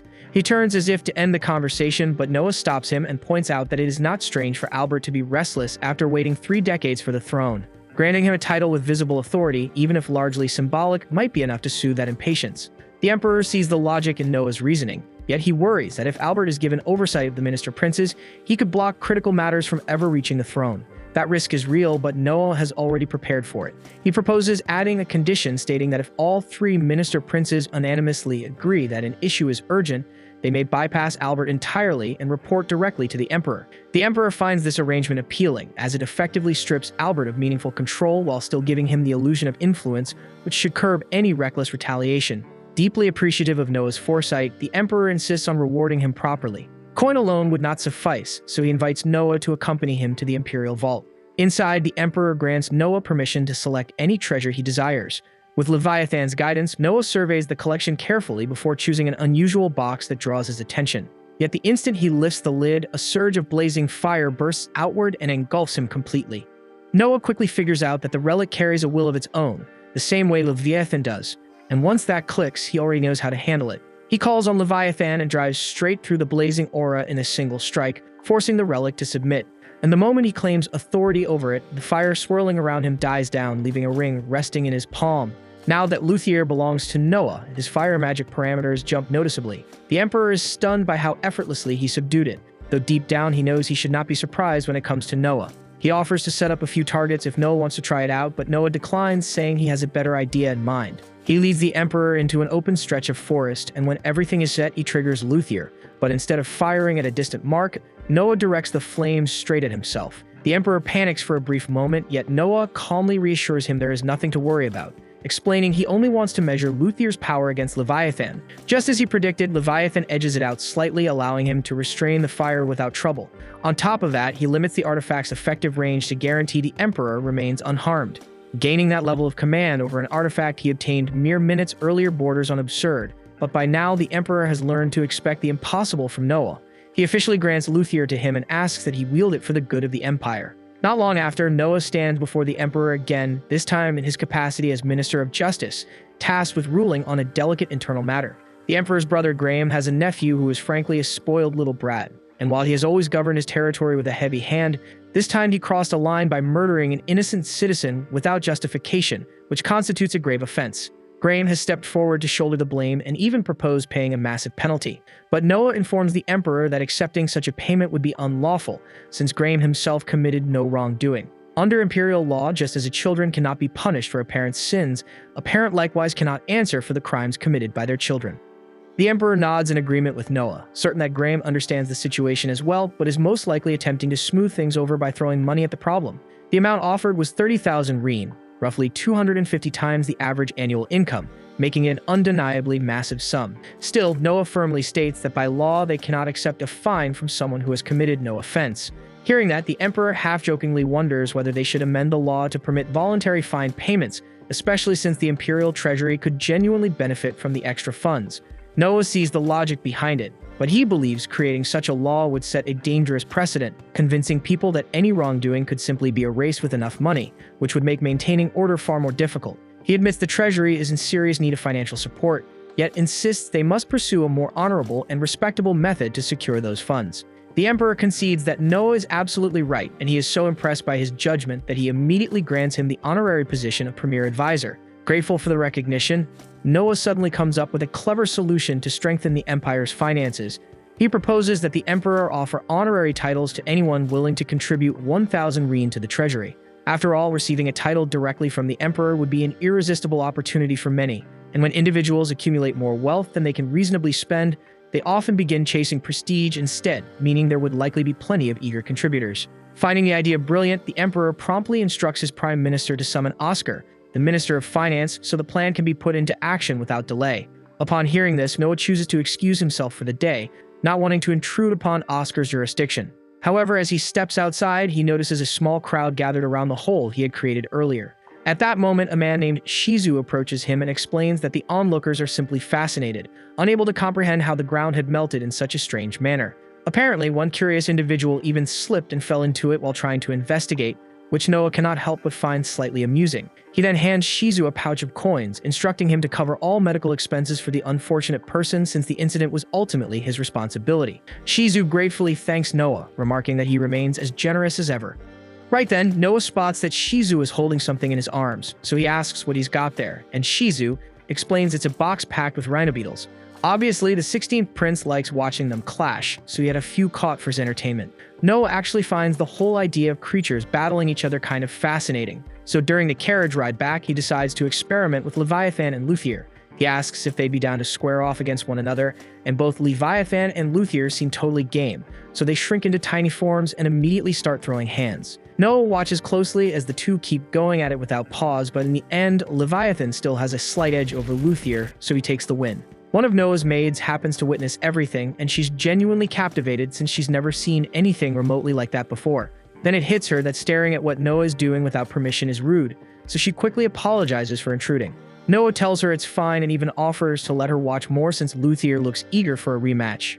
Noah starts wondering if simply observing their fights might actually make him stronger, and when he checks his stats screen, his suspicion turns out to be right because his level has increased. After getting back home, he makes Leviathan and Luthier battle at least a dozen more times. Up to that point, Leviathan wins every single round, but with each fight, Luthier's skill sharpens little by little until he finally manages to overpower Leviathan. After that last showdown, not only does Noah's level rise again, but Luthier's rank also climbs slightly, which proves that Noah's artifacts can grow stronger by clashing with each other, and he earns experience from the whole process. Zoe is stunned because this basically means Noah could keep leveling up endlessly without even stepping onto a battlefield. but Noah tells her it's not that straightforward. The first level up only required one fight, but reaching the next level took 10 battles, so the experience needed probably scales higher every time. Right then, Henry shows up searching for Noah and informs him that he's about to head out on his first official mission. Apparently, a nearby monster nest has started causing trouble again, so Noah has been assigned to deal with it. To figure out how many soldiers Noah should bring along, Henry takes out a unique magic box. In situations like this, bringing too many or too few troops can backfire, so the box evaluates your abilities and calculates the ideal number of soldiers for the task. However, the moment Noah places his hand on it, the box spits out the number 1, meaning Noah alone is sufficient to wipe out the monster nest. Henry can't believe it, since this has never occurred before, yet somehow it doesn't feel that surprising anymore. Later that afternoon, Noah is seated in his study flipping through a book when he's abruptly told that someone has arrived to see him, so he sets the book aside and allows the visitor to enter. The man is Rice, and he carries a message straight from the Emperor himself. By imperial protocol, anyone bearing the Emperor's words is regarded as his direct representative and must be shown the same respect. So Noah lowers himself to one knee before Rice as the message is delivered. Rice calmly announces that under the Emperor's command, Noah's mission has been delayed until further notice. Once he finishes relaying the order, Rice then kneels before Noah in return as a sign of respect. As a retainer of House Henry, he is bound by strict rules that require him to show proper courtesy whenever he stands before a prince, no matter which prince it may be. After the formalities are complete, Noah questions Rice about the reason behind the postponement, since he is more than confident he could have handled the task alone. But Rice explains that it is exactly because of Noah's exceptional ability that the Emperor chose to delay it. The Emperor intends to transform the mission into a grand spectacle, so the entire Empire can witness Noah's brilliance firsthand. Hearing that, Noah figures it will likely take quite some time before all the preparations are finalized. With nothing pressing to do in the meantime, Noah heads to the local artifact dealer to ask whether he has acquired any sentient relics. Unfortunately, the merchant admits he hasn't encountered anything of that sort. Though disappointed, Noah wasn't expecting it to be easy to find such a rare item, so he leaves the man with a pouch of coins and instructs him to stay alert for anything matching that description. He even promises a generous bonus if something worthwhile turns up. Just as Noah prepares to return home, a disturbance near the market entrance catches his attention. A man is aggressively pressuring a shopkeeper because the owner refused to sell him an item that had already been reserved by someone else. Dalem was infamous for pulling stunts like this, yet none of the merchants dared interfere because his position effectively placed him beyond consequences. Suddenly, Noah calls out sharply for him to stop, and the moment Dalem sees him, he immediately recognizes the 13th prince, though his expression shows little concern. Noah states plainly that what he just did qualifies as intimidation, which is a punishable offense. Dalem responds without hesitation, revealing that he serves under Prince Gilbert's household, so under imperial law, he cannot be prosecuted for anything short of murder or treason. In other words, even Noah lacks the authority to discipline him over something as trivial as threatening a few shopkeepers. Noah is fully aware that Dalem isn't lying, and under normal circumstances, it truly wouldn't be a damn thing Noah could do to discipline him. But then it clicks in his mind that rule about imperial household members having to show proper respect to every prince they encounter. And honestly, that alone is more than enough grounds for Noah to charge Dalem with blatant disrespect toward the royal family. So he immediately orders Shirley to seize him, and while she has him slammed face down against the dirt, Noah asks if anyone nearby has something suitable for punishment.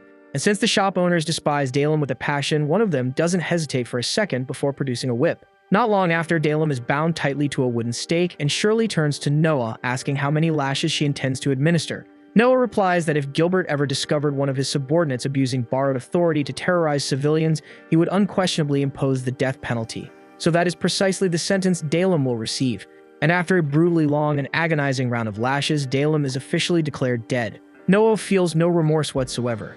Yet he understands that he may have crossed a line since Dalem technically belonged to Gilbert's faction, so he decides to personally visit Gilbert's estate to offer an apology. And to make the gesture even more convincing, he instructs Shirley to place him in handcuffs. Once they arrive at Gilbert's residence, Noah recounts the entire incident in careful detail and apologizes for not consulting him beforehand before carrying out such a severe judgment. But Gilbert remains surprisingly relaxed about it all and assures Noah that he did nothing improper because Dalem was never someone of real value. If anything, he believes Noah spared him embarrassment by eliminating a man who would recklessly commit crimes under a prince's name. And with that, Gilbert officially absolves Noah of any wrongdoing. With everything settled, Noah and Shirley take their leave. Yet as they walk away, Shirley questions whether the self-imposed handcuffs were truly necessary, especially since Gilbert appeared so calm, but Noah quietly reveals that Gilbert had been seething the entire time. However, because Noah showed up immediately to apologize, Gilbert had no opportunity to unleash his anger and was left with no choice but to accept it. The following morning, Noah is at home when he is suddenly notified that a member of the imperial family has arrived requesting an audience. He consents to the meeting and is soon introduced to Don. Don explains that he has heard numerous stories about Noah's extraordinary abilities and expresses his desire to serve under him. Noah agrees to take him in, though he senses something slightly suspicious about Don's demeanor, so he orders Dylan to conduct a comprehensive investigation into his background. A while later, Dylan wraps up his background check on Don. And just like Noah figured, both Don and his parents have pledged themselves to Gilbert, which pretty much confirms Gilbert sent him over as a planted informant. The attendants of a prince are usually bound by strict regulations about who they're allowed to associate with, so it's pretty normal for them to marry within their own circle, have children together, and raise those kids to devote themselves to the same prince from childhood. Don happens to be one of those kids, but even though no one is aware he's a spy, Noah tells Dylan to keep everything quiet for now because this little secret could be useful down the line. Dylan nods, though he can't help being amazed that Noah managed to figure out Don's true role the very first time they met.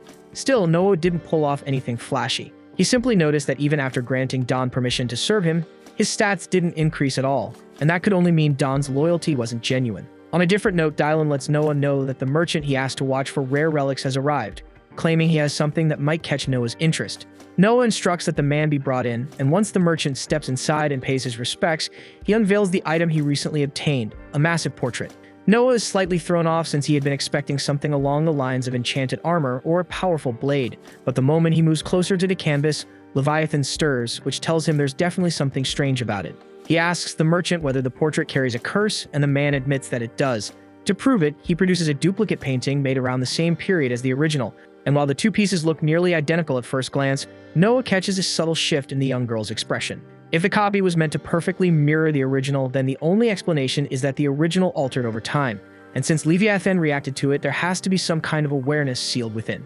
Without hesitation, Noah summons Leviathan and uses its power to cut the connection between the portrait and the consciousness bound to it, finally freeing the girl imprisoned inside. And although the result is exactly what Noah aimed for, the merchant is understandably shaken, because witnessing his spirit drift out of a painting was definitely not something he anticipated, even if it carried a curse.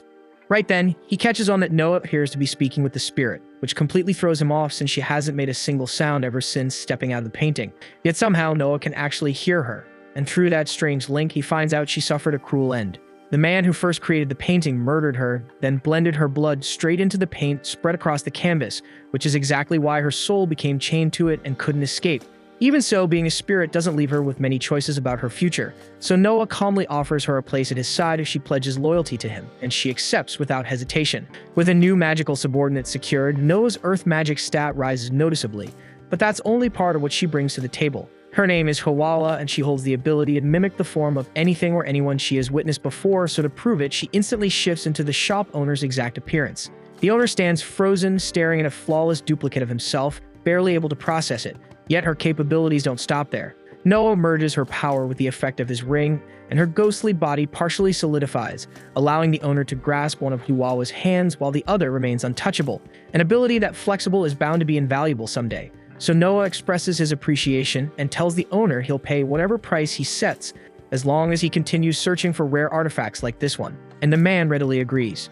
Not long after, Byron shows up unannounced, which catches Noah off guard since he never asked for any deliveries and definitely didn't expect this haul.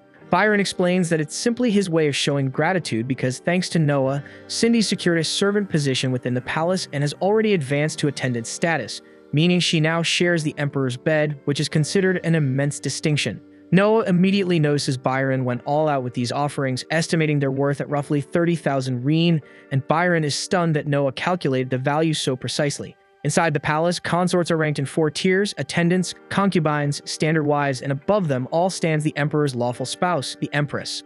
Since there can be only one Empress, Noah cautions Byron that Cindy's highest attainable position would realistically be that of a regular wife, though Byron already understands this limit. His only wish is for Cindy to secure as much of the Emperor's favor as she can, but Noah makes it clear that affection alone won't guarantee her safety or status. The other consorts won't sit quietly while someone climbs past them, and they would absolutely resort to dirty tactics to drag Cindy down. The palace is ruthless, so Noah advises Byron to provide Cindy with as much financial backing as necessary, ensuring she can protect herself in that battlefield of ambition. Byron nods in understanding, then sets off to handle the situation. The moment he leaves, Noah calls Zoe over because he has something important for her to do. He asks her to personally deliver a letter to his mother, one of the Emperor's official consorts. Doe looks puzzled since carrying messages like that is normally Dylan's responsibility. Noah is fully aware of that, but no man is permitted to step inside the inner chambers where the palace women stay, and that restriction applies to him as well, which is why he only gets to meet his mother once a year. The letter explains that he has taken on the role of Cindy's guardian, and because of that, he would like his mother to keep an eye on the girl and ensure she stays safe. So can't help but ask if he truly plans to involve his own mother for political leverage, but Noah calmly replies that this is simply how things operate in the palace. Besides, it is not as though he shares a deep bond with her anyway, considering he has only seen her a handful of times throughout his life. Then he shifts the topic and casually asks Zoe how her mother has been lately. Zoe says her mother is doing well and feels incredibly thankful that Noah gave her a position here in the capital. Yet something has been weighing on her mind. She hesitates because she is unsure whether it is serious enough to bring up, but Noah insists he wants to hear it. So Zoe explains that part of her mother's responsibilities is locking the gate every night. And recently, while carrying out that duty, she noticed someone lurking around the grounds. She did not manage to see the person's face clearly, so she has no idea who it was, but the whole thing felt off to her. Noah immediately suspects what might be happening, so he thanks Zoe for informing him and instructs her to tell her mother to keep this matter to herself for now. That same night, as Zoe's mother goes to secure the gate like usual, Dawn suddenly appears behind her and strikes her neck with a poisoned needle, killing her instantly before slipping away into the darkness. However, at a distance, Noah, Zoe, and her mother are quietly observing everything. Noah had already predicted this move because he knew the only one wandering around at such an hour would be Dawn. And if Dawn believed Zoe's mother had spotted him, he would absolutely return to silence her and protect his identity as a spy. But thanks to Noah's careful planning, the one Dawn just murdered was not Zoe's real mother at all, but Huawa perfectly disguised in her form.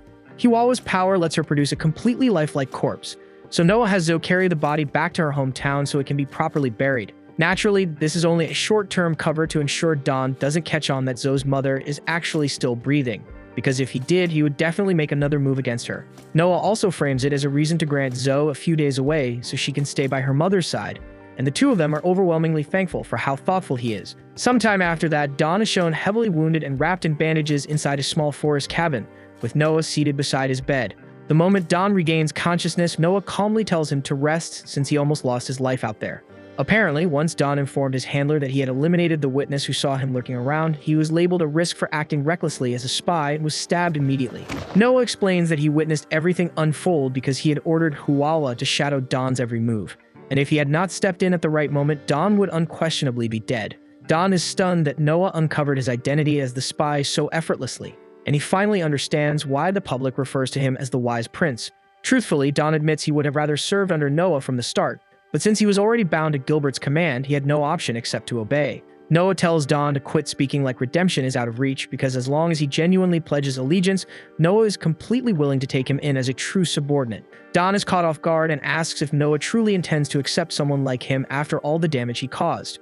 Noah reassures him and states he will not throw him away the way Gilbert did, yet he makes it clear that if Dawn ever dares to betray him, the consequences will be far worse than death. Dawn nods and immediately swears loyalty to Noah, and this time Noah notices his win stat tick upwards slightly, proving Dawn's sincerity is real. However, since Gilbert believes Dawn has already died, he will need to disappear for a while under a different identity to avoid suspicion. Noah instructs him to relocate to a secluded area within Elmiria for now, and Dawn is deeply moved by how much Noah is risking for his sake that he insists on returning the favor. He doubts it will balance out Noah's generosity, but he reveals that he possesses critical information about a present Gilbert had offered to the Emperor. The moment Noah hears the specifics, his expression shifts in alarm, and without hesitation, he demands an immediate meeting with the Emperor. And when Noah comes face to face with his father, he wastes no time telling him to stop touching the Poinix wine that Gilbert had been sending over. That Poinix wine is brewed inside Gilbert's own territory, and for nearly a year he has been presenting it to the Emperor as a generous gift. So to anyone watching from the outside, nothing would seem suspicious at all, since both the Emperor and Prince Albert have been drinking it openly for quite some time without showing any harmful effects. But that calm surface was exactly what Gilbert wanted. Based on the information Noah obtained from Dawn, Gilbert engineered the wine so it would be harmless under normal circumstances. Yet the moment it is taken alongside a dish made from dragon's claw, it transforms into a lethal toxin that kills on the spot. And as fate would have it, the Emperor and Prince Albert share a yearly custom of dining on dragon's claw together. By allowing people to see the Emperor drink the wine beforehand without issue, Gilbert ensured that no one would connect his wine to the Emperor's eventual death, leaving him completely free of blame. The Emperor expresses his gratitude to Noah for revealing this danger, and arrangements are later set in motion to apprehend Gilbert for attempting regicide. With that handled, Noah believes his role here is finished and prepares to depart. Yet something about the situation nags at him because it seems odd that the Emperor, with his extensive intelligence network, would be unaware of such a scheme. In truth, the Emperor had known about Gilbert's plan from the very beginning. He had quietly replaced every bottle of Gilbert's wine with an identical substitute to protect himself, though Noah uncovering the truth and reporting it was not something he anticipated. Having ruled for many years, the Emperor understands that countless individuals would gladly see him dead to claim the throne. But Noah is clearly not among them, and that loyalty brings him comfort. So from this day forward, he proclaims Noah as Vice Minister of Military Affairs in addition to his current role as Minister of Justice. He further names Noah Governor General of the First Army, and he makes it clear that if any prince ever succeeds in taking his life, he expects Noah to march on the capital with the Imperial Army. And once the city is secured, Noah will have full authority to decide who shall ascend as the next emperor. A little while later, Noah sits down with the Emperor, with Albert present, to go over the findings of the recent inquiry into Gilbert. Papers tied to the assassination scheme were uncovered among Gilbert's possessions at his estate, leaving no room for doubt that he orchestrated the attempt. The Emperor asks Noah what course of action should be taken next. By imperial law, raising a hand against the Emperor is classified as treason, and the punishment for such a crime is being severed at the waist. Albert believes that kind of execution is only proper for someone who tried to seize the throne, yet Noah can tell the Emperor is wavering, so he offers a different path. He suggests downgrading the offense to attempted murder rather than treason. Although the penalty still involves execution in the same brutal fashion, the timing would rest entirely in the Emperor's hands. Albert fails to see the value in that distinction, but Noah is weighing both the legal framework and the father's heart. Gilbert may have plotted to kill the Emperor, yet he remains his son, and hesitation is only human. With this adjustment, the Emperor could in effect let the sentence linger indefinitely, turning a death order into a lifetime of confinement. The Emperor is grateful for Noah's thoughtfulness, but Albert refuses to budge, insisting Gilbert must answer for his sins with his life. In the end, the Emperor yields and assigns Albert the authority to set the date of execution. After Albert exits, the Emperor confides in Noah that he would typically grant him Gilbert's lands as a reward for his help. However, because Noah delivered the information discreetly, an open reward would stir suspicion, and the other princes might begin scheming against each other in hopes of earning similar favor. For that reason, the Emperor explains he will forego rewarding Noah this time, and Noah accepts the decision without complaint. Setting that matter aside, the Emperor reminds Noah that he will soon return to govern his own domain, which means he must begin considering his future bride. Noah had nearly put it out of his mind, but engagements around the age of 12 are customary within the imperial household. The primary wife is selected strictly for political advantage, leaving Noah little influence over who he will weed, though he can at least attempt to secure the most beneficial match possible. The Emperor proposes that Noah marry his uncle's granddaughter, making her Noah's second cousin. Diviners have foreseen that the two of them would produce an exceptionally intelligent heir, which would greatly benefit the dynasty. Noah agrees to the arrangement without objection, and the Emperor declares he will initiate the marriage talks at once. Once he returns home, Noah has Don brought to the conference chamber, and the moment Don walks in, he starts trembling, remembering full well that Noah once said he despises treachery above all else, and from his perspective, turning on Gilbert pretty much counts as exactly that. He resigns himself to whatever punishment awaits and pleads with Noah to at least grant him a swift and painless end, but Noah orders him to stand because he is not some tyrant who hands out executions on impulse. He explains that he summoned Don for two reasons, and the first is to let him know that Gilbert has already been put to death and the authority his estate once commanded has been completely dismantled, so there is no longer anyone who would seek revenge against Don. Secondly, since Don supplied information that played a key role in apprehending Gilbert, Noah informs him that he has rightfully earned a reward. And under normal circumstances, the compensation would be 1,000 reen, but Noah decides to increase it to 10,000 reen in his case. He even extends an offer to secure him an official post if he desires one, and Don is overwhelmed by Noah's generosity, so he vows absolute loyalty and promises to dedicate the rest of his life to serving him. After Don takes his leave, Noah summons Zoe and tells her that now that Gilbert and his faction have been eliminated, her mother no longer needs to remain in hiding, and Zoe expresses heartfelt gratitude upon hearing that. Sometime later, Noah strolls through the marketplace with his maid when a loud disturbance catches his attention. Curious, he moves closer to investigate and discovers a young woman publicly daring anyone present to face her in a straightforward fistfight. The terms are simple. Pay an entry fee of 3 reen and engage her in a fair one-on-one match.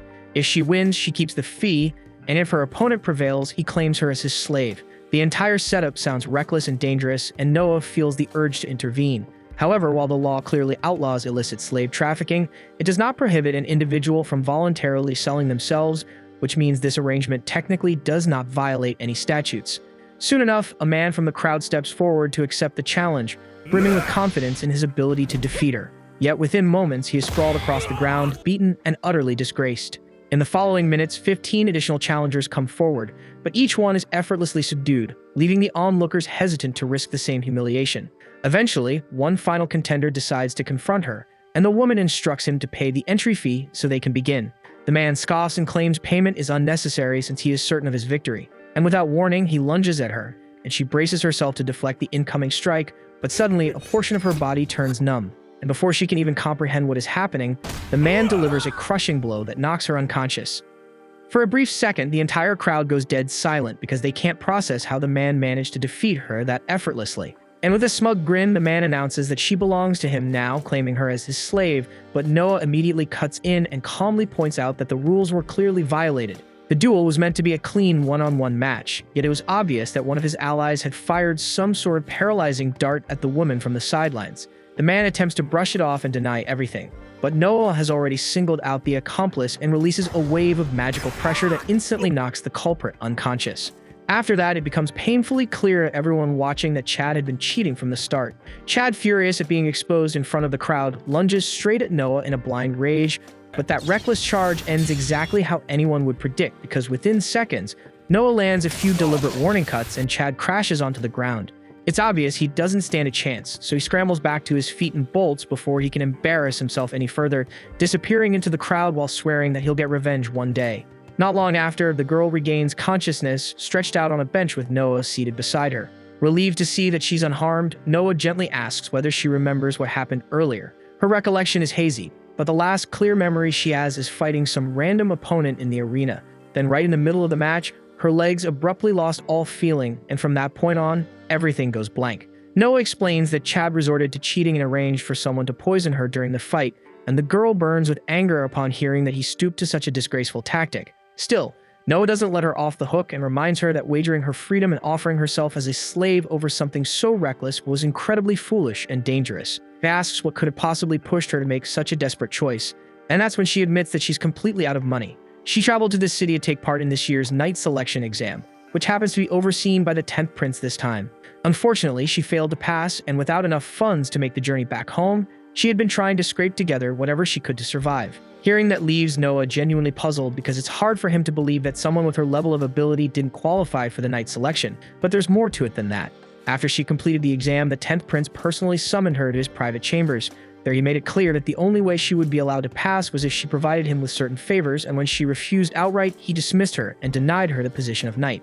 Noah considers the situation carefully, and based on what he knows about the 10th prince, it doesn't surprise him at all that the man would pull something like that. Turning back to her, Noah asks whether she still intends to become a knight, and when she firmly says yes, he decides to acknowledge her determination. He hands her 100 rein, enough to cover her living expenses in the city until the next night selection exam takes place. He even instructs his maid to arrange proper lodging for her, and at that moment, the woman begins to understand that Noah is far from an ordinary young noble. Sadly, Chad didn't have the brains to figure that out, so instead of swallowing his pride and moving on, he went off to gather his buddies and stormed back to jump Noah. And just like anyone with common sense would predict, it ended terribly for them, with Noah absolutely wrecking them for pulling that stunt, and once they were sprawled across the ground groaning, Noah spots one of the 10th prince's knights standing close by. From the way the knight made zero effort to interfere, Noah can tell he was likely bribed to let the attack happen. But the second the knight realizes he's dealing with the 13th prince, he understands just how disastrous that mistake could be, so he quickly lowers his head and begs for mercy. Since the knight never actually laid a hand on him, Noah decides to overlook it this one time, though he makes it clear that Chad and his crew won't be getting off that easily. Watching everything play out, the woman finally connects the dots about who Noah really is. There's no doubt left that he's the 13th prince, but what truly strikes her is how grounded he is. The entire time he spoke with her, he never once showed off his rank or tried to intimidate her with it. Right then, Noah notices a man seated on a nearby bench applauding him. At a glance, he might seem like some ordinary spectator, but Noah instantly recognizes him as the Emperor's uncle, the famed Lightning Prince, Indra Ararat. Several decades earlier, when the Emperor first ascended the throne, he was far too young to properly govern the realm, so Indra stepped in as regent and managed the empire until the Emperor was mature enough to rule on his own.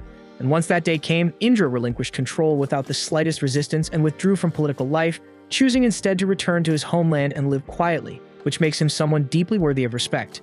Indra is pleased that Noah knows who he is, yet he has no patience for stiff ceremony, so he gestures for Noah to sit beside him. He asks whether Noah understands the reason for his visit, and Noah answers that he assumes Indra has come to assess him, considering he is set to marry his granddaughter. Indra confirms this, so Noah calmly asks what would happen if he fails to satisfy his standards, and Indra replies that in that case, he simply won't allow the marriage to proceed. Noah reminds him that the engagement was decreed by the emperor himself, and rejecting it could be interpreted as defying imperial command. Indra acknowledges that fact, but he also knows the emperor would never weaponize technicalities against him. After all, Indra nearly raised him as a child, and the emperor holds him in the highest regard. If this concerned anything else, Indra would never question the emperor's authority. But when it involves his beloved granddaughter, he must personally confirm that the man by her side is truly worthy. Noah nods in understanding and asks if that means he has cleared the trial. Indra answers that the verdict is not yet decided, and in the next instant, an unseen pressure begins to crush down on Noah from every direction. Noah immediately recognizes the move as the very same method he uses to overwhelm his enemies, so he gets ready to strike back. But then it hits him that given Indra's advanced age, he is likely far stronger at this point, and crushing him outright would only embarrass the old man in front of everyone. So he deliberately restrains himself, easing the pressure just enough. Indra senses the force rolling off Noah, and within a heartbeat, he understands that the young man standing before him is more than qualified to stand beside his granddaughter, especially since it is obvious Noah is holding back out of respect. Pleased with what he has witnessed, Indra tells Noah that he expects him to cherish and protect his granddaughter from now on, and Noah accepts the responsibility without the slightest pause. To mark the moment, Indra suggests they all share a few drinks, and he flips a ring toward Noah as a personal token. Noah snatches it cleanly, and almost instantly, a deep, commanding voice resounds inside his head. In the blink of an eye, the scenery around him dissolves, and he finds himself standing alone in the center of a vast open plain. Before he can fully grasp what is going on, an enormous magical bull barrels toward him at terrifying speed. It demands that Noah prove himself worthy of wielding its strength, and by now, Noah understands this kind of trial perfectly well. So he draws Leviathan and without panic, cuts the beast down in one decisive motion. When the bull collapses and goes still, it yields to Noah and acknowledges him as its master. As Noah reviews his status and notices a +C added beside his light skill, the fallen bull suddenly begins to speak just as he is examining the change. In the next moment, Noah is back in reality, and judging by the look on his face, Indra immediately knows what has occurred. The entity Noah just overcame is called Behemoth, an exceptionally formidable magical creature possessing a rare ability. While Indra explains, Noah casually slips the ring onto his finger and reaches for a kettle resting nearby. The instant his hand makes contact, the metal transforms into pure gold. Indra cannot hide his amazement because even during the height of his own power, he never succeeded in subduing Behemoth, yet Noah accomplished it in what felt like seconds. Afterward, Noah conjures a miniature embodiment of Behemoth's shape and tells Indra that he can strengthen himself by having these small versions fight one another. Indra is completely lost, so Noah decides to demonstrate and calls forth Leviathan, Hawawa, and Luthier. However, as soon as they appear, an unusual phenomenon begins unfolding. It seems that decades have passed since all four of these mystical artifacts were assembled together in one place at the same time, and now that they stand reunited, something extraordinary is on the verge of taking place. Noah suddenly finds himself drifting through a strange dreamlike realm, where the voices of all four artifacts echo around him at once. They speak about how they have not been united since the era known as the Silver Age. The last individual who drew out their true might had reached level 255, and now they are patiently anticipating the moment Noah will rise to that same height. Once their voices fade, Noah snaps back into his physical body. For a brief second, he questions whether it was all some kind of illusion, but the citizens gathered nearby begin glancing at each other in stunned amazement because they heard a mysterious voice call out to Noah. Naturally, they conclude that a divine being must have descended to grant him a blessing. Indra heard it too, and he also assumed it was the voice of a deity. And with genuine excitement, he offers Noah his congratulations, calling it a truly celebratory moment. Noah nods in agreement, and to mark the occasion, he instructs his maid to distribute 10 coins to every person present. Among the nobility, it is an old custom that when an extraordinary stroke of fortune occurs, you spread that happiness to those around you in whatever way possible, which most often means giving out money as a gesture of goodwill. At that moment, the Night Lady steps forward and politely asks Noah to allow her to decline the proposal he made earlier. Curious, Noah asks her why she would choose to refuse it, and she explains that she has resolved to become his knight through her own strength, and if that day comes, she wants it to be earned entirely by her own efforts rather than through his assistance. Noah understands her reasoning, yet he firmly turns down her request, telling her that such thinking belongs to a mediocre knight. She worries that accepting his support might lead her to disappoint him later, but Noah counters by saying that if she fears failure, then she should simply push herself harder and make sure she never falls short. His words strike her deeply, and she pledges to dedicate herself fully to meeting his expectations.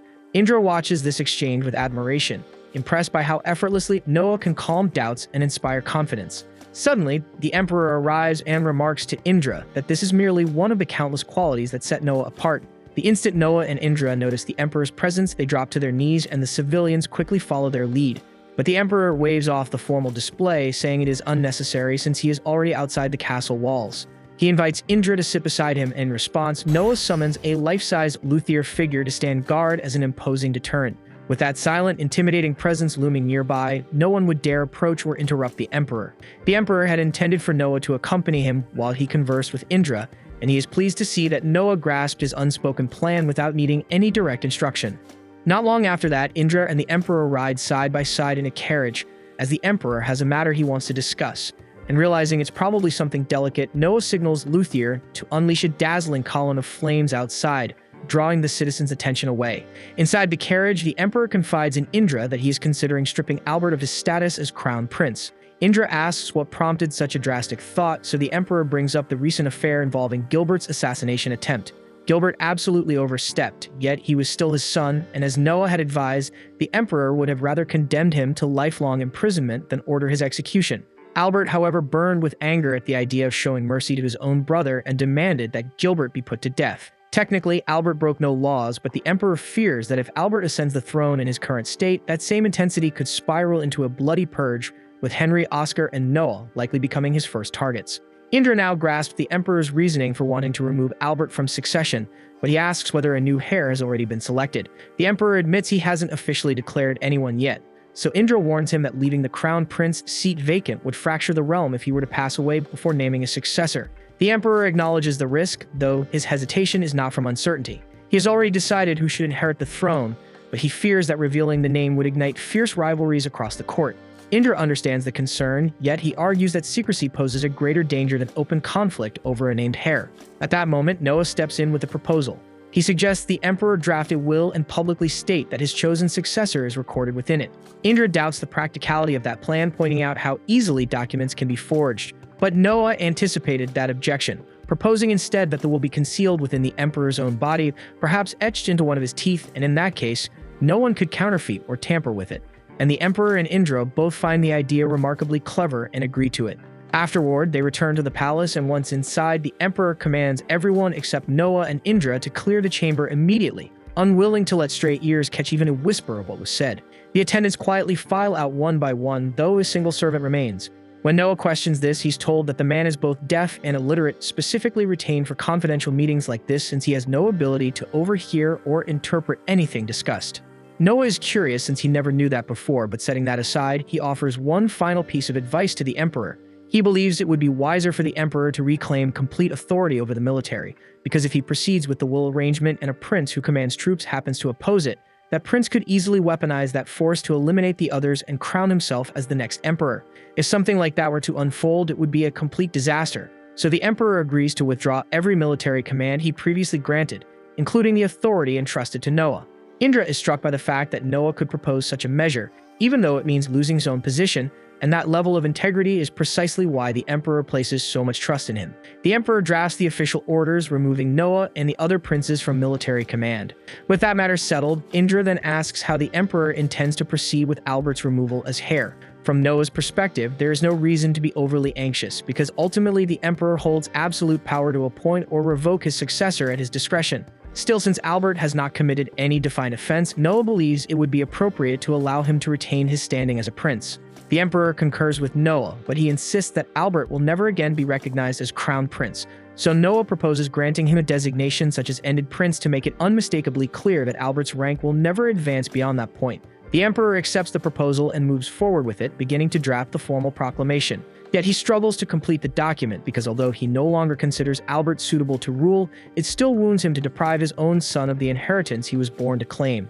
After finally completing the decree, the Emperor passes it to the attendants. But in that brief instant, Noah catches sight of one servant glancing over the parchment, and the man falters slightly after reading it before heading toward the exit. That moment immediately alarms Noah, because servants assigned to this chamber are not meant to be literate, and the man's reaction proves that he understood what was written. Noah seizes him without hesitation and forces him down onto the floor. He then informs the Emperor and Indra that the servant can read. Such a violation of trust is severe, so the Emperor shouts for the head servant Cruz to present himself at once. When Cruz rushes in, the Emperor demands an explanation for allowing a literate servant into this private audience. Cruz claims complete ignorance, immediately pressing his forehead to the ground and pleading for mercy over what he calls an unforgivable error. The Emperor turns to Noah and asks what should be done with the servant, and Noah calmly states that swift execution would be the cleanest solution. Indra questions whether they shouldn't extract whatever information they can before ending his life. It's true that squeezing him for answers might expose whoever placed him in the palace to begin with, but there's a strong possibility the mastermind is Albert, and with the Emperor already removing him from his position as Crown Prince, allowing a scandal like this to surface would only tangle the situation further. The Emperor sides with Noah's reasoning and authorizes the execution without delay. After that, he shifts his attention to Cruz and asks Noah what consequence would be fitting for him. From Cruz's stunned reaction, it's clear he had no clue the servant was even literate, so his fault amounts to minor negligence. In light of that, docking his pay for 6 months seems more than sufficient. Not long after, the Emperor convenes with his Prime Minister and is notified that the deceitful servant has been executed. He's relieved to hear it's done, yet he can't shake his concern over what to do about Albert. Even if he can't trust him with the throne, Albert is still his son, and that thought weighs on him. Changing the subject, the Emperor asks whether the minister recognizes the name Leviathan. The minister nods, recalling that Leviathan was one of the 4 sages who bestowed their strength upon the Emperor during the Silver Age. The Emperor explains that those very sages now appear to be channeling their power into Noah. The minister views this as a remarkable sign, believing that if anyone has the potential to eclipse the Silver Age, it would be Noah. Because of that, the Emperor resolves to observe him carefully and measure how far his abilities will develop. The following morning, Noah departs from the castle and instructs his knight to prepare themselves as they're heading to Albert's estate for a discussion. She instinctively reaches for her blade, bracing for possible trouble, but Noah reassures her there's no need since he won't be in any real danger. When he arrives at Albert's residence, he continues to address him as Crown Prince, despite knowing the Emperor intends to strip him of that title, since Albert hasn't yet been informed. Albert responds with courtesy, telling Noah that formal titles are unnecessary between brothers. Noah expresses his appreciation for Albert's understanding, then turns toward his knight and calmly instructs her to remain outside. It is a deliberate sign of trust, showing that he believes Albert poses no threat to him, not that protection would matter much anyway, considering Noah now stands as arguably the most formidable figure in the entire kingdom. Albert politely asks whether Noah would prefer to sit in the living room or stroll through the garden. Having often heard praise about the remarkable condition of Albert's grounds, Noah chooses the garden without hesitation. Albert escorts him there, and the moment they step inside, Noah is genuinely taken aback by the breathtaking scenery. His gaze lingers especially on a rare double-trunked tree nearby, clearly something that must have been incredibly difficult to obtain. Albert takes pride in his garden as a whole, though he admits he does not fixate on individual plants the way Noah seems to. That particular tree, he explains, was a gift worth 50,000 rein. Yet seeing how much Noah admires it, Albert casually decides to present it to him. It marks the second time Albert has gifted Noah something. The first occasion involving Leviathan had been more of a mischievous test, since Albert never truly believed Noah could master it. Still, he has come to realize that true treasures belong in the hands of those capable of unlocking their full potential. Noah offers his sincere gratitude for the generous gesture. With that matter settled, he smoothly shifts the conversation. He remarks that summer has arrived once again, and as usual, the Emperor will likely retreat to a region with a cooler climate to avoid the oppressive heat. However, this year carries one significant change. The Emperor intends to bring Albert along. The news hits Albert hard, and he rises abruptly in disbelief. In previous years, the Emperor would leave him behind to oversee affairs of state, granting him valuable experience as a future ruler. Removing that responsibility now can only signal one thing: the Emperor may no longer see him as the next heir. Albert presses Noah, asking whether he knows the true reason behind this sudden shift. Noah maintains a composed expression and pretends to know nothing, suggesting instead that the Emperor simply wishes to educate him more closely during their travels. In truth, the Emperor's motive is far less generous. He wants Albert at his side to prevent him from attempting anything reckless in his absence. Though some may have hoped Albert would accept the situation quietly and move forward, that hope proves overly naive. Later that evening, as Noah sits alone in his study, he receives an unexpected visitor named Olivia. She comes bearing urgent news. Albert intends to launch a coup that very night and seize the throne by force. Even though Noah is visibly taken aback, he turns toward Olivia and calmly asks how she came to know all of this shit. Olivia answers that she is the daughter of Coil, one of the retainers who once served in the household of the former First Prince Gilbert. The moment he hears that, Noah understands that she was born and raised within Gilbert's estate. A child born into a noble household usually means someone whose parents were both servants under that prince. Growing up surrounded by that kind of devotion makes it almost second nature to pledge loyalty without hesitation. Olivia goes on to say that she had heard the story about how Noah chose to spare Gilbert's life, and because of that, it infuriates her to the core that Albert still decided to walk this path. She explains that on the night before the formal declaration stripping Albert of his status as crown prince, while he still held the title, she overheard him discussing plans to deploy soldiers to seize control of the palace. His goal was to pressure the reigning emperor into stepping down so he could claim the throne for himself. Noah exhales slowly as the weight of her words sinks in. Olivia suddenly drops to her knees and pleads with him, saying he may punish her however he wishes, but he must put a stop to Albert. But to her astonishment, Noah agrees without hesitation. He asks what position she held in Albert's residence, and she answers that she worked as a trainee butler under her father's guidance. Taking that into account, Noah informs her that she will assume the same role in his household and receive the exact same wages she once did. Olivia is sincerely thankful for the opportunity, yet she cannot help questioning why Noah is treating her with such generosity. Noah responds that it is because he genuinely respects her loyalty. After losing her master, she was prepared to go to any lengths to avenge him, regardless of the consequences. He honors the depth of her devotion, the kind that endures even beyond death. And with that, Olivia bows deeply and dedicates herself to his service. Noah is convinced her vow is authentic, especially since his dark magic attribute has just increased by 1 point. Not long after, Noah strides out of the chamber, and Gigi and Zoe, who had been waiting nearby, quickly fall in behind him. Noticing the urgency in his pace, they ask whether they should prepare a carriage. Noah tells them that it will not be necessary as he intends to go alone. Gigi feels a flicker of concern, worried he might be harmed, but Noah glances back at them and assures them to have faith in him, because he has everything under control. So Zoe lowers her head in a respectful bow and says she will await his safe return. Noah then rides out on horseback, quickly piecing together that if Albert intends to invoke his right of force to assume control, then there is only one unit he could possibly command. That unit is stationed at the Ministry of Military Affairs, a force of 1,000 soldiers. And because they have long been assigned there on a permanent basis, they have been drilled to obey any superior's command instantly, without the slightest hesitation. Albert then addresses the soldiers, delivering a fiery speech about how the reigning emperor clings to ancient, obsolete methods. He persuades them that the empire has no real future unless he is the one seated upon the throne. But just as the soldiers prepare to advance, Noah arrives and calls out for Albert to wait. Albert questions why Noah has come, and Noah wastes no time warning him to reconsider, telling him that this path will only end in his own destruction. Albert answers coldly that he does not care, because he refuses to fall without a struggle. Noah is momentarily stunned and tells Albert he is mistaken, explaining that the emperor did everything he possibly could to preserve Albert's life, and that even drafting the decree of removal caused him deep anguish. Yet Albert brushes this aside, reminding Noah that he has spent his entire life anticipating the day he would be crowned emperor. He always believed that he would one day claim the throne and be revered as ruler. The fact that it has come to this after years of waiting fills him with bitter frustration. He accuses the emperor of selfishly valuing his own survival above all else, even in old age, and sees him as pitifully clinging to power. And in Albert's mind, the throne is his by birthright, and he intends to take it by any means necessary. At last, Noah grasps the whole truth. To Albert, being reduced to the mere title of prince is an unbearable humiliation, especially after once standing as crown prince. Yet to ordinary citizens, the title of prince carries immense honor, granting the authority to truly influence and improve the lives of others. Realizing Noah will not back down, Albert commands the soldiers to capture him and brands him a traitor. The soldiers then charge at Noah without a moment's doubt, but he effortlessly evades or deflects every blow they attempt. He understands they are not to blame, as they are simply acting according to their training, so instead of cutting them down, he unleashes the power of Leviathan and sends them all into a deep slumber. He prepares to pursue Albert next when suddenly a voice reaches him, urging him to call upon the power he seeks by speaking its true name. After a brief pause, Noah declares the name Bahamut, and at once a towering figure engulfed in blazing flames rises forth, revealing the true might of Luthier.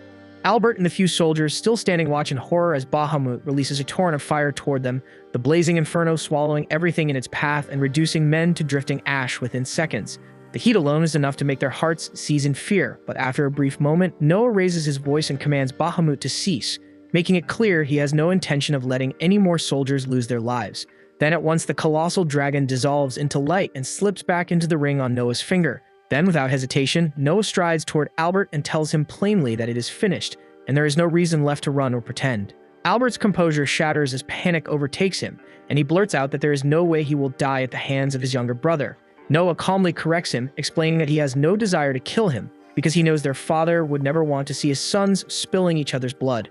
Instead, Noah produces a small vial of poison and extends it toward Albert, asking him to drink it and bring this to an end himself. He explains that if he were to execute Albert on the spot, every subordinate and every member of his household would be condemned as traitors and put to death.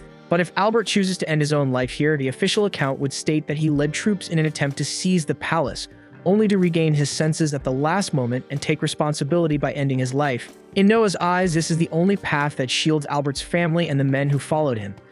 Yet Albert shows no concern for any of that shit and instead barks an order for the soldiers to seize Noah. The troops step forward, and for a split second, Noah is taken aback. But to his astonishment, they move past him and restrain Albert instead, declaring they can no longer obey him. They plead with him to accept Noah's proposal, insisting it is the sole option that spares his loved ones and loyal followers.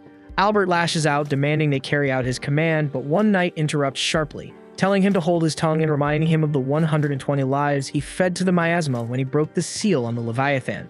The revelation hits Noah like a blow, as he had never known such a tragedy had taken place. The knights then inform Noah that Albert has agreed to face his end, so Noah calls Olivia forward and places the vial in her hands.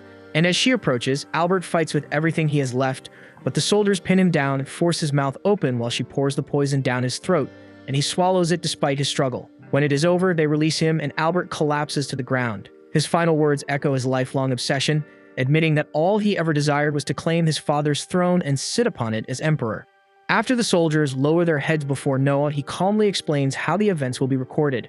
Albert made an attempt to seize power, but because a devoted member of his household sounded the alarm and his loyal retainers put their lives on the line to stop him, he barely managed to command more than a small group of troops. As a result, imperial law demands that both the informant and the retainer be honored for their service. In addition, Noah states that he will urge the emperor to name his eldest brother's son as the next heir to the throne.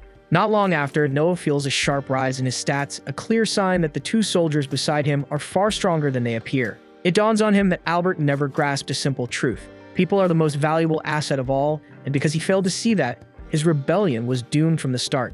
At the same time, Minister Noizil goes to see the Emperor and discovers him in the basement. The Emperor mentions that the box before him flickered briefly, leading him to suspect that Noah may have unlocked the genuine power of his Leviathan. The minister has no reason to question it, fully aware of Noah's abilities. Setting that aside, he reports everything that happened with Albert, including how he chose to end his life by taking poison, and upon hearing this, the Emperor asks to be left alone. Soon after, in a quiet murmur, he praises Noah for resolving the crisis with such remarkable precision, even under those circumstances. With all that had transpired, and with the first illegitimate Prince Gilbert and the second Prince Albert no longer present, a fresh era of calm gradually spread across the Mirror's empire. 3 years later, Gigi and Zoe receive a letter along with a present from Evelyn, and they are overjoyed. Zoe suggests saving the letter to read properly later since it's nearly time to celebrate Noah's 15th birthday, an occasion that fills 2 entire rooms with gifts. Zoe cannot say she is surprised, however, because she knows how deeply Noah is cherished, especially by the many people whose lives he has touched. Not far away, Noah is training in the forest when Audrey, Indra's granddaughter and his future bride, approaches him and remarks that he has been practicing for quite some time. After a while, she brings him tea and happily tells him that now that she has turned 15, she will set aside her family name and take Noah's instead, officially becoming his wife. Elsewhere, Indra has been speaking with the Emperor, who confided that his 3 leading candidates to inherit the throne are Henry, Oscar, and Noah. Even so, Indra strongly believes that Noah will ultimately be selected. In the end, Noah is seen off by his attendants and finally by his wife Audrey as he departs for the coronation ceremony, where the identity of the Empire's next ruler will at last be revealed. This was the final episode. Subscribe for more anime recaps.